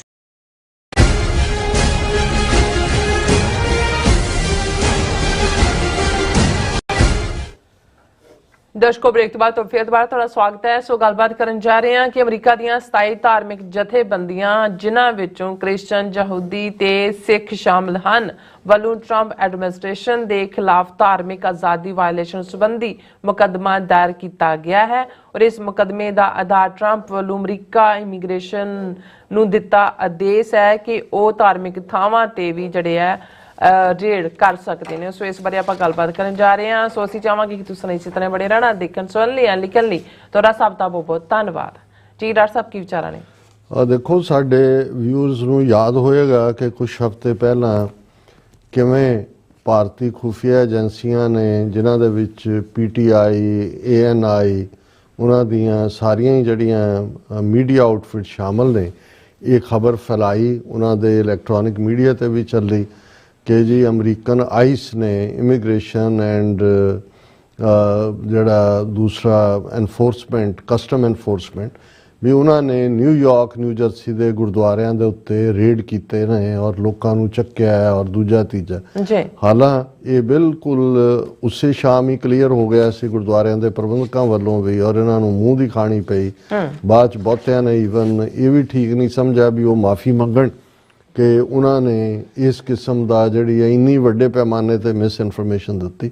ਪਰ ਉਹ ਤਾਂ ਬਦਨਾਮ ਕਰਨਾ ਚਾਹੁੰਦੇ ਸੀ, ਉਹ ਆਪਣੀ ਇਨਰ ਆਡੀਅੰਸ ਜਿਨ੍ਹਾਂ ਨੂੰ ਹਿੰਦੂ ਤਵੀਆਂ ਨੂੰ ਚਾਰਜ ਕੀਤਾ ਹੋਇਆ ਦੱਸਣਾ ਚਾਹੁੰਦੇ ਸੀ ਕਿ ਜੀ ਦੇਖੋ ਇਹ ਜਿਹੜੇ ਗੁਰਦੁਆਰੇ ਔਰ ਦੂਜੇ ਉੱਥੇ ਖਾਲਿਸਤਾਨ ਦੀ ਗੱਲ ਕਰਦੇ ਨੇ ਔਰ ਦੂਜੇ ਹੁਣ ਰੇਡ ਚੋਂ ਚੁੱਕ ਕੇ ਇਲੀਗਲ ਔਰ ਦੂਜੇ ਖਾਲਿਸਤਾਨੀਆਂ ਨੂੰ ਵਾਪਸ ਭੇਜਿਆ ਜਾਏਗਾ ਭਾਰਤ। ਹਾਲਾਂ ਜਦੋਂ ਇਲੀਗਲਸ ਦੇ ਜਾਣ ਦੀ ਗੱਲ ਵੀ ਹੋਈ ਉਦੋਂ ਉਹਨਾਂ ਨੂੰ ਆਪਣੀ ਖਬਰ ਨਹੀਂ ਸੀ ਕਿ ਵੀ ਵੱਡੀ ਗਿਣਤੀ, ਇਹ ਤਾਂ ਬਾਅਦ 'ਚ ਆਇਆ ਕਿ ਵੀ ਗੁਜਰਾਤੀਆਂ ਦੀ ਹੈ ਔਰ ਉਹਨਾਂ ਨੇ ਫਿਰ ਵੀ ਸਿੱਖਾਂ ਨੂੰ ਹੀ ਸ਼ੇਮ ਦੇਣ ਦੇ ਲਈ ਜਾਂ ਬਦਨਾਮ ਕਰਨ ਦੇ ਲਈ ਜਿਹੜਾ ਫੌਜੀ ਜਹਾਜ਼ ਹੈ ਅਮਰੀਕਾ ਦਾ ਉਹਨੂੰ ਅੰਮ੍ਰਿਤਸਰ ਏਅਰਪੋਰਟ ਤੇ ਉਤਾਰਿਆ। ਪਰ ਉਦੋਂ ਅਸੀਂ ਜਦੋਂ ਇਸ ਖਬਰ ਨੂੰ ਹੀ ਦੇਖਿਆ ਉਸੇ ਸ਼ਾਮ ਅਸੀਂ ਡਿਸਕਸ ਕੀਤਾ ਸੀ ਕਿ ਬਿਲਕੁਲ ਡਿਸਇਨਫੋਰਮੇਸ਼ਨ ਹੈ। ਹਾਂ, ਅਸੀਂ ਇਹ ਕਿਹਾ ਕਿ ਵੀ ਅਮਰੀਕਾ ਨੇ, ਪ੍ਰੈਜ਼ੀਡੈਂਟ ਟਰੰਪ ਨੇ ਇਹ ਅਖਤਿਆਰ ਜ਼ਰੂਰ ਦੇ ਦਿੱਤੇ ਨੇ ਜਿਹੜਾ ਆਈਸ ਵਾਲਿਆਂ ਨੂੰ ਕਿ ਉਹ ਉਹਨਾਂ ਥਾਵਾਂ ਦੇ ਉੱਤੇ ਵੀ ਜਿਨ੍ਹਾਂ 'ਚ ਰਿਲੀਜੀਅਸ ਪਲੇਸਿਸ, ਹਸਪੀਟਲ, ਸਕੂਲ ਸ਼ਾਮਲ ਨੇ ਉਹ ਰੀਡ ਕਰ ਸਕਦੇ ਨੇ ਇਲੀਗਲਸ ਨੂੰ ਚੁੱਕਣ ਦੇ ਲਈ। ਔਰ ਕਿਉਂਕਿ ਇਹ ਪਹਿਲਾਂ ਉਹਨਾਂ ਦੇ ਉੱਤੇ ਇਹ ਪਾਬੰਦੀ ਹੈ ਕਿ ਵੀ ਨਹੀਂ, ਸਕੂਲਾਂ ਦੇ ਵਿੱਚ ਬੇਸ਼ੱਕ ਹੁਣ ਭਾਵੇਂ ਇੱਥੇ ਬੰਦਾ ਇਲੀਗਲ ਹੋਏ, ਜੇ ਤੁਸੀਂ ਬੱਚੇ ਪੜ੍ਹਾਉਣੇ ਨੇ ਸਕੂਲ ਓਪਨ ਹੁੰਦੇ ਨੇ ਕਿ ਵੀ ਵੈਲਕਮ, ਤੁਸੀਂ ਬੱਚਿਆਂ ਨੂੰ ਰਾਈਟ ਟੂ ਐਜੂਕੇਸ਼ਨ ਡਿਨਾਈ ਨਹੀਂ ਕਰ ਸਕਦੇ।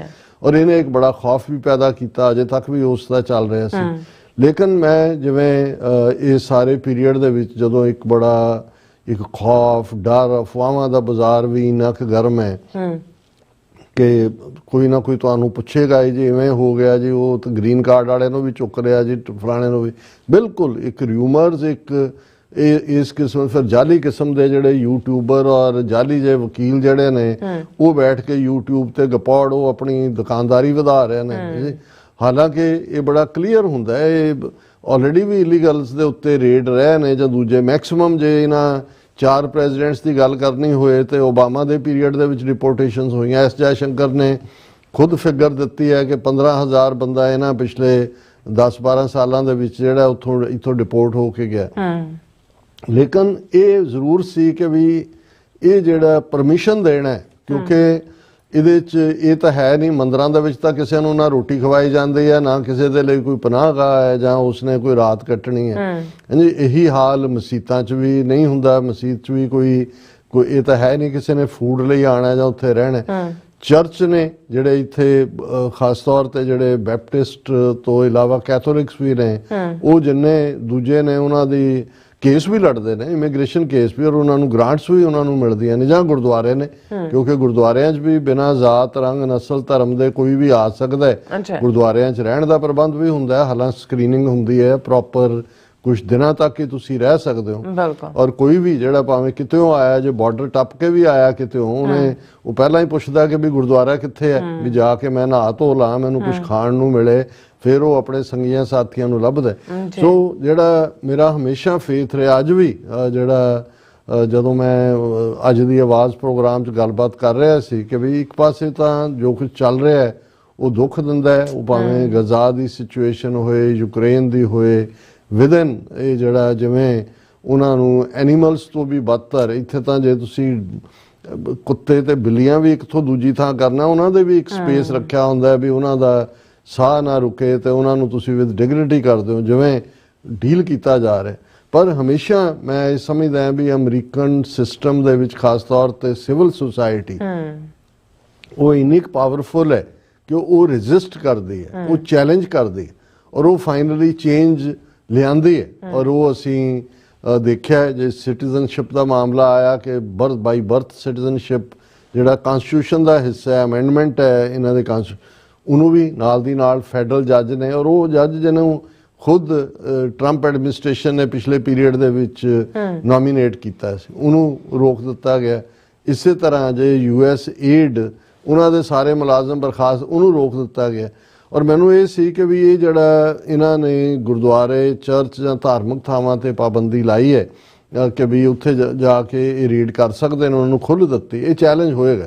ਔਰ ਆਲਰੇਡੀ ਇਹ ਖਬਰ ਅੱਜ ਪ੍ਰੋਮੀਨੈਂਟਲੀ ਇਹਨਾਂ ਦੀ ਆਪਣੀ ਨਿਊਜ਼ ਏਜੰਸੀ ਦੀ ਹੈ, PTI ਦੀ, 27 ਰਿਲੀਜੀਅਸ ਗਰੁੱਪਸ ਸੂ Trump over immigration raids ਕਲੇਮਿੰਗ religious freedom violation. ਔਰ ਇਸ ਦੇ ਵਿੱਚ ਉਹਨਾਂ ਨੇ ਇਹ ਕਿਹਾ ਕਿ even Sikh gurdwaras have joined in this lawsuit. ਹੁਣ 27 ਰਿਲੀਜੀਅਸ ਗਰੁੱਪਸ ਨੇ ਜਿਹੜਾ ਅੱਜ ਫੈਡਰਲ ਕੋਰਟ ਦੇ ਵਿੱਚ ਟਰੰਪ ਨੂੰ ਔਰ ਐਡਮਿਨਿਸਟ੍ਰੇਸ਼ਨ ਨੂੰ ਸੂ ਕੀਤਾ ਕਿ ਵੀ ਇਹ ਜਿਹੜਾ ਪਾਰਟ ਹੈ ਇਹ ਅਮਰੀਕਾ ਦੀ, ਉਹਦੀ ਹੈਡਲਾਈਨ ਹੀ ਇਹ ਹੈ ਕਿ ਇਹ ਰਿਲੀਜੀਅਸ ਫਰੀडम ਦੀ ਵਾਇਓਲੇਸ਼ਨ ਹੈ। ਔਰ ਇਹਨਾਂ ਦੇ ਵਿੱਚ ਜ਼ਾਹਰ ਹੈ ਮੈਜੋਰਟੀ ਤਾਂ ਕ੍ਰਿਸਚਨ ਗਰੁੱਪਸ ਨੇ। ਔਰ ਉਹਦੇ 'ਚ ਜਿਹੜੀ ਐਸੋਸੀਏਟਡ ਪ੍ਰੈਸ ਦੇ ਨਾਲ ਗੱਲ ਕਰਦੇ ਆ, ਉਹਨਾਂ ਦੇ ਜਿਹੜੇ ਨੇ ਉਹ ਰੈਵਰੈਂਡ ਨੇ ਕ੍ਰਿਸਚੀਅਨਿਟੀ ਦੇ, ਐਪਿਸਕੋਪਲ ਚਰਚ ਵਾਲੇ ਨੇ। ਔਰ ਇਹ ਲਾਸੂਟ ਜਿਹੜਾ US ਡਿਸਟ੍ਰਿਕਟ ਕੋਰਟ ਵਾਸ਼ਿੰਗਟਨ 'ਚ ਫਾਈਲ ਕੀਤਾ ਗਿਆ, ਉਹਨਾਂ ਨੇ ਕਿਹਾ ਵੀ ਇਹ ਜਿਹੜੀ ਨਵੀਂ ਪਾਲਿਸੀ ਬਣਾਈ ਜਿਹਦੇ 'ਚ ਫੀਅਰ ਆਫ ਰੇਡਸ ਧਾਰਮਿਕ ਥਾਵਾਂ ਤੇ ਵੀ ਹੋਣ ਦਾ ਰੱਖਿਆ ਗਿਆ, ਇਹਦੇ ਨਾਲ ਸਾਡੀ ਵਰਸ਼ਿਪ ਸਰਵਿਸਿਜ਼ ਦੇ ਵਿੱਚ ਅਟੈਂਡੈਂਸ ਘਟ ਗਈ ਹੈ। ਔਰ ਦੂਸਰੇ ਜਿਹੜੇ ਸਾਡੇ ਵਿੱਚ ਚਰਚ ਪ੍ਰੋਗਰਾਮ ਜਿਹੜੇ ਅਸੀਂ ਇਨਸਾਨੀਅਤ ਦੀ ਹੈਲਪ ਲਈ ਦਿੰਦੇ ਆ, ਉਹਨਾਂ 'ਚ ਹਾਜ਼ਰੀ ਘਟ ਗਈ ਹੈ। ਫਿਰ ਉਹਨਾਂ ਨੇ ਕਿਹਾ ਵੀ ਇਹ ਜਿਹੜਾ ਹੈ ਇਹ ਰਿਲੀਜੀਅਸ ਫਰੀडम ਦੇ ਉੱਤੇ ਹਮਲਾ ਹੈ, ਕਿਉਂਕਿ ਇਹ ਜਿਹੜੀ ਸਾਡੀ ਧਾਰਮਿਕ ਭਾਵਨਾ ਹੈ ਇਹ ਕੋਈ ਲੀਗਲ ਤੇ ਇਲੀਗਲ ਦੇ ਵਿੱਚ ਕੋਈ ਫਰਕਾ ਨਹੀਂ ਕਰਦੀ। We have immigrants, refugees, people are who are documented, undocumented. ਇਹ ਰੈਵਰੈਂਡ ਸੀਨ ਰੋਵਾ ਨੇ ਕਿਹਾ, ਪ੍ਰੀਜ਼ਾਈਡਿੰਗ ਬਿਸ਼ਪ ਨੇ ਐਪਿਸਕੋਪਲ ਚਰਚ ਦੇ, we can not worship freely if some of us are living in fear. ਉਹਨੇ ਕਿਹਾ ਵੀ ਜੇ ਤੁਸੀਂ ਡਰ ਪੈਦਾ ਕਰਨਾ ਹੈ ਫਿਰ ਕਿਵੇਂ ਕੋਈ ਜਿਹੜਾ ਉਹ ਆਪਣੀ ਇਬਾਦਤ ਕਰ ਸਕਦਾ ਹੈ। ਔਰ ਅਸੀਂ ਲਾ ਸੂਟ ਦੇ ਨੂੰ ਜੁਆਇਨ ਕਰ ਰਹੇ ਹਾਂ ਬਾਕੀਆਂ ਦੇ ਨਾਲ, ਕਿਉਂਕਿ ਇੱਕ ਕਲਾਸ ਕੇਸ ਸੂਟ ਬਣਿਆ। 27 ਰਿਲੀਜੀਅਸ ਗਰੁੱਪਸ ਨੇ ਇਸ ਦੇ ਵਿੱਚ ਜਿਹੜਾ ਉਹ ਦਿੱਤਾ ਹੈ। ਔਰ ਇਸ ਦੇ ਉੱਤੇ ਸਿੱਖ ਕੋਲੀਸ਼ਨ ਨੇ ਵੀ, ਕਿਉਂਕਿ ਜਿਹੜਾ ਗੁਰਦੁਆਰਾ ਮੁੱਖ ਤੌਰ ਦੇ ਉੱਤੇ ਜਿਹਨੇ ਸਿਗਨੇਚਰ ਕੀਤੇ ਨੇ ਇਹ ਡਿਪਾਰਟਮੈਂਟ ਆਫ ਹੋਮਲੈਂਡ ਸਿਕਿਉਰਿਟੀ ਦੇ ਖਿਲਾਫ, ਉਹਨਾਂ 'ਚ ਵੈਸਟ ਸੈਕਰਾਮੈਂਟੋ ਦਾ ਗੁਰਦੁਆਰਾ ਸਾਹਿਬ ਹੈ। ਔਰ ਇਹ ਸਿੱਖ ਕੋਲੀਸ਼ਨ ਨੇ ਕਿਹਾ ਵੀ ਅਸੀਂ ਜਿਹੜਾ ਡੈਮੋਕ੍ਰੇਸੀ ਫਾਰਵਰਡ, ਇਹ ਕੋਲੀਸ਼ਨ ਦਾ ਨਾਮ ਉਹਨਾਂ ਨੇ ਰੱਖਿਆ ਕਿ ਵੀ ਅਸੀਂ ਅਮਰੀਕਨ ਧਰਤੀ ਤੇ ਧਾਰਮਿਕ ਆਜ਼ਾਦੀਆਂ ਦੇ ਨਾਲ ਖਿਲਵਾੜ ਨਹੀਂ ਹੋਣ ਦੇਵਾਂਗੇ। ਸੋ ਉਹਨਾਂ ਨੇ ਕਿਹਾ ਵੀ ਅਸੀਂ ਡੈਮੋਕ੍ਰੇਸੀ ਫਾਰਵਰਡ ਦੇ ਨਾਲ ਜੁਆਇਨ ਕੀਤਾ ਹੈ। ਸਿੱਖ ਫੇਥ ਔਰ ਕਮਿਊਨਿਟੀ ਜਿਹਦੀਆਂ ਸਾਡੀਆਂ ਵੈਲਿਊਜ਼ ਜਿਹੜੀਆਂ ਨੇ ਉਹ ਇਨਸਾਨੀ ਨੇ, ਹਰ ਇੱਕ ਦੀ ਮਦਦ ਕਰਨਾ ਹੈ। ਔਰ ਇਹ ਜਿਹੜਾ ਜਿਹਦੇ 'ਚ ਕਾਫੀ ਕ੍ਰਿਸਚਨ ਚਰਚਿਜ਼ ਨੇ, ਦੂਸਰੇ ਨੇ, ਔਰ gurdwara Sahib West Sacramento decided to sign on as an additional plaintiff. ਉਹਨਾਂ ਦੇ ਨਾਲ ਉਹ ਸਾਥੀ ਬਣੇ ਨੇ ਕਲਾਸ ਕੇ ਸੂਟਸ। ਔਰ ਇਸ ਦੇ ਵਿੱਚ ਜਿਹੜੀ ਹੈ ਕੋਆਪਰੇਟਿਵ ਬੈਪਟਿਸਟ ਫੈਲੋਸ਼ਿਪ ਚਰਚ ਦੇ ਨੇ ਔਰ ਦੂਸਰਾ। ਔਰ declaration of filing Gurdwara Sahib West Sacramento ਨੇ ਕਿਹਾ ਕਿ ਜਦੋਂ ਤੋਂ ਡਿਪਾਰਟਮੈਂਟ ਆਫ ਹੋਮਲੈਂਡ ਸਿਕਿਉਰਿਟੀ ਨੇ ਅਨਾਉਂਸ ਕੀਤਾ ਕਿ ਜਿਹੜੇ ਪਹਿਲਾਂ ਤੋਂ ਪ੍ਰੋਟੈਕਟਿਡ ਏਰੀਆਜ਼ ਨੇ, ਗੁਰਦੁਆਰੇ, ਹਸਪੀਟਲ, ਸਕੂਲ, ਹੁਣ ਉਹ ਵੀ ਇਮੀਗ੍ਰੇਸ਼ਨ ਐਨਫੋਰਸਮੈਂਟ ਵਾਲੇ ਰੇਡ ਕਰ ਸਕਦੇ ਨੇ। ਸਾਡਾ ਇਸ ਦੇ ਉੱਤੇ gurdwara so an immediate chilling effect on worship and fellowship, ਕਿ ਬਹੁਤ ਜ਼ਿਆਦਾ ਫਰਕ ਪਿਆ। And the threat of that activity impedes Sikhs ability to carry out essential religious practices, ਕਿ ਜਿਹੜਾ ਸਾਡੇ ਧਾਰਮਿਕ ਫਰਜ਼ ਨੇ ਅਸੀਂ ਉਹਨਾਂ ਨੂੰ ਵੀ ਪੂਰਾ ਨਹੀਂ ਕਰ ਸਕਦੇ। ਔਰ ਇਸ ਦੇ ਉੱਤੇ ਅਸੀਂ ਮੁਬਾਰਕਬਾਦ ਵੀ ਦਿੰਦੇ ਹਾਂ ਸਿੱਖ ਕੋਲੀਸ਼ਨ ਨੂੰ ਵੀ ਔਰ ਗੁਰਦੁਆਰਾ ਵੈਸਟ ਸੈਕਰਾਮੈਂਟੋ, ਔਰ ਖ਼ਾਸ ਤੌਰ 'ਤੇ ਜਿਵੇਂ ਮੈਂ ਕਿਹਾ ਵੀ ਅਮਰੀਕਨ ਸਿਵਲ ਸੁਸਾਇਟੀ ਦੇ ਵਿੱਚ ਜਿਹੜੀ ਇਹ ਰੈਜ਼ਿਸਟੈਂਸ ਹਰ ਇੱਕ ਨੂੰ ਚੈਲੰਜ ਕਰਨ ਦੀ ਲਾਈਨ ਮੈਂ ਦੇਖ ਰਿਹਾ ਸੀ ਵੀ ਇੱਥੇ ਉਹ ਦਾਅਵਾ ਕਰਨਗੇ ਕਿ 2 ਮਿਲੀਅਨ ਇੰਡੀਅਨ ਹਿੰਦੂ ਰਹਿੰਦੇ ਨੇ, ਇੰਨੇ ਸੌ ਮੰਦਰ ਅਸੀਂ ਬਣਾ ਲਏ ਨੇ, ਅਸੀਂ ਫਲਾਣੇ ਤੇ ਦੂਜੇ, ਪਰ ਇਹਦੇ 'ਚ ਕੋਈ ਮੰਦਰ ਸ਼ਾਮਲ ਨਹੀਂ ਹੈ ਕਿ ਉਹਨਾਂ ਨੇ ਜੁਆਇਨ ਕੀਤਾ ਹੋਏ ਕਿ ਜੀ ਤੁਸੀਂ ਕਰ ਰਹੇ ਹੋ, ਕਿਉਂਕਿ ਉੱਥੇ ਵੈਸੇ ਵੀ ਕੁਝ ਨਹੀਂ ਹੁੰਦਾ, ਉੱਥੇ ਕਿਹੜਾ ਉਹਨਾਂ ਨੇ ਕਿਸੇ ਨੂੰ ਖਾਣ ਨੂੰ ਦੇਣਾ। ਪਰ ਕਈ ਵਾਰ ਕੁਝ ਚੀਜ਼ਾਂ ਸਿੰਬੋਲਿਕ ਹੁੰਦੀਆਂ ਨੇ ਕਿ ਵੀ ਤੁਸੀਂ ਇਹਨਾਂ ਦੀਆਂ ਫੈਸਿਲਿਟੀਜ਼ ਦਾ ਮਾਣ ਰਹੇ ਹੋ, ਅਮਰੀਕਨ ਲਾਈਫ ਸਟਾਈਲ ਔਰ ਦੂਸਰੇ ਦੀਆਂ, ਪਰ ਜਦੋਂ ਜ਼ੁਲਮ ਨੂੰ ਚੈਲੰਜ ਕਰਨ ਦੀ ਗੱਲ ਆਉਂਦੀ ਉਦੋਂ ਸਾਰੇ ਫਿਰ ਲੁਕੇ ਹੁੰਦੇ ਨੇ। ਜੀ ਡਾਕਟਰ ਸਾਹਿਬ ਤੁਹਾਡਾ ਬਹੁਤ ਬਹੁਤ ਸ਼ੁਕਰੀਆ। ਸੋ ਥਲੇ ਬ੍ਰੇਕ ਵਿਊਅਰਸ ਤੁਸੀਂ ਇਸੇ ਤਰ੍ਹਾਂ ਬਣੇ ਰਹਿਣਾ, ਮਿਲਦੇ ਆਫਟਰ ਦਿਸ ਸ਼ਾਰਟ ਬ੍ਰੇਕ।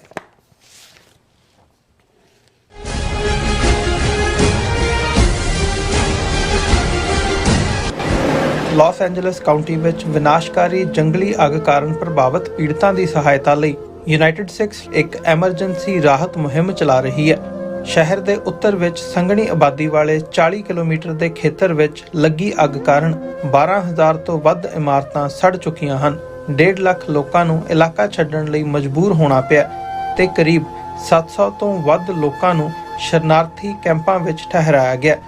ਮੁਸ਼ਕਲ ਦੀ ਇਸ ਘੜੀ ਵਿੱਚ ਸੇਵਾ ਤੇ ਸਰਬੱਤ ਦੇ ਭਲੇ ਦੇ ਸਿਧਾਂਤ ਤੋਂ ਸੇਧ ਲੈ ਕੇ ਯੂਨਾਈਟਿਡ ਸਿਕਸ ਲੋੜਵੰਦਾਂ ਨੂੰ ਭੋਜਨ, ਸਪਲਾਈ ਅਤੇ ਉਮੀਦ ਪ੍ਰਦਾਨ ਕਰ ਰਹੀ ਹੈ।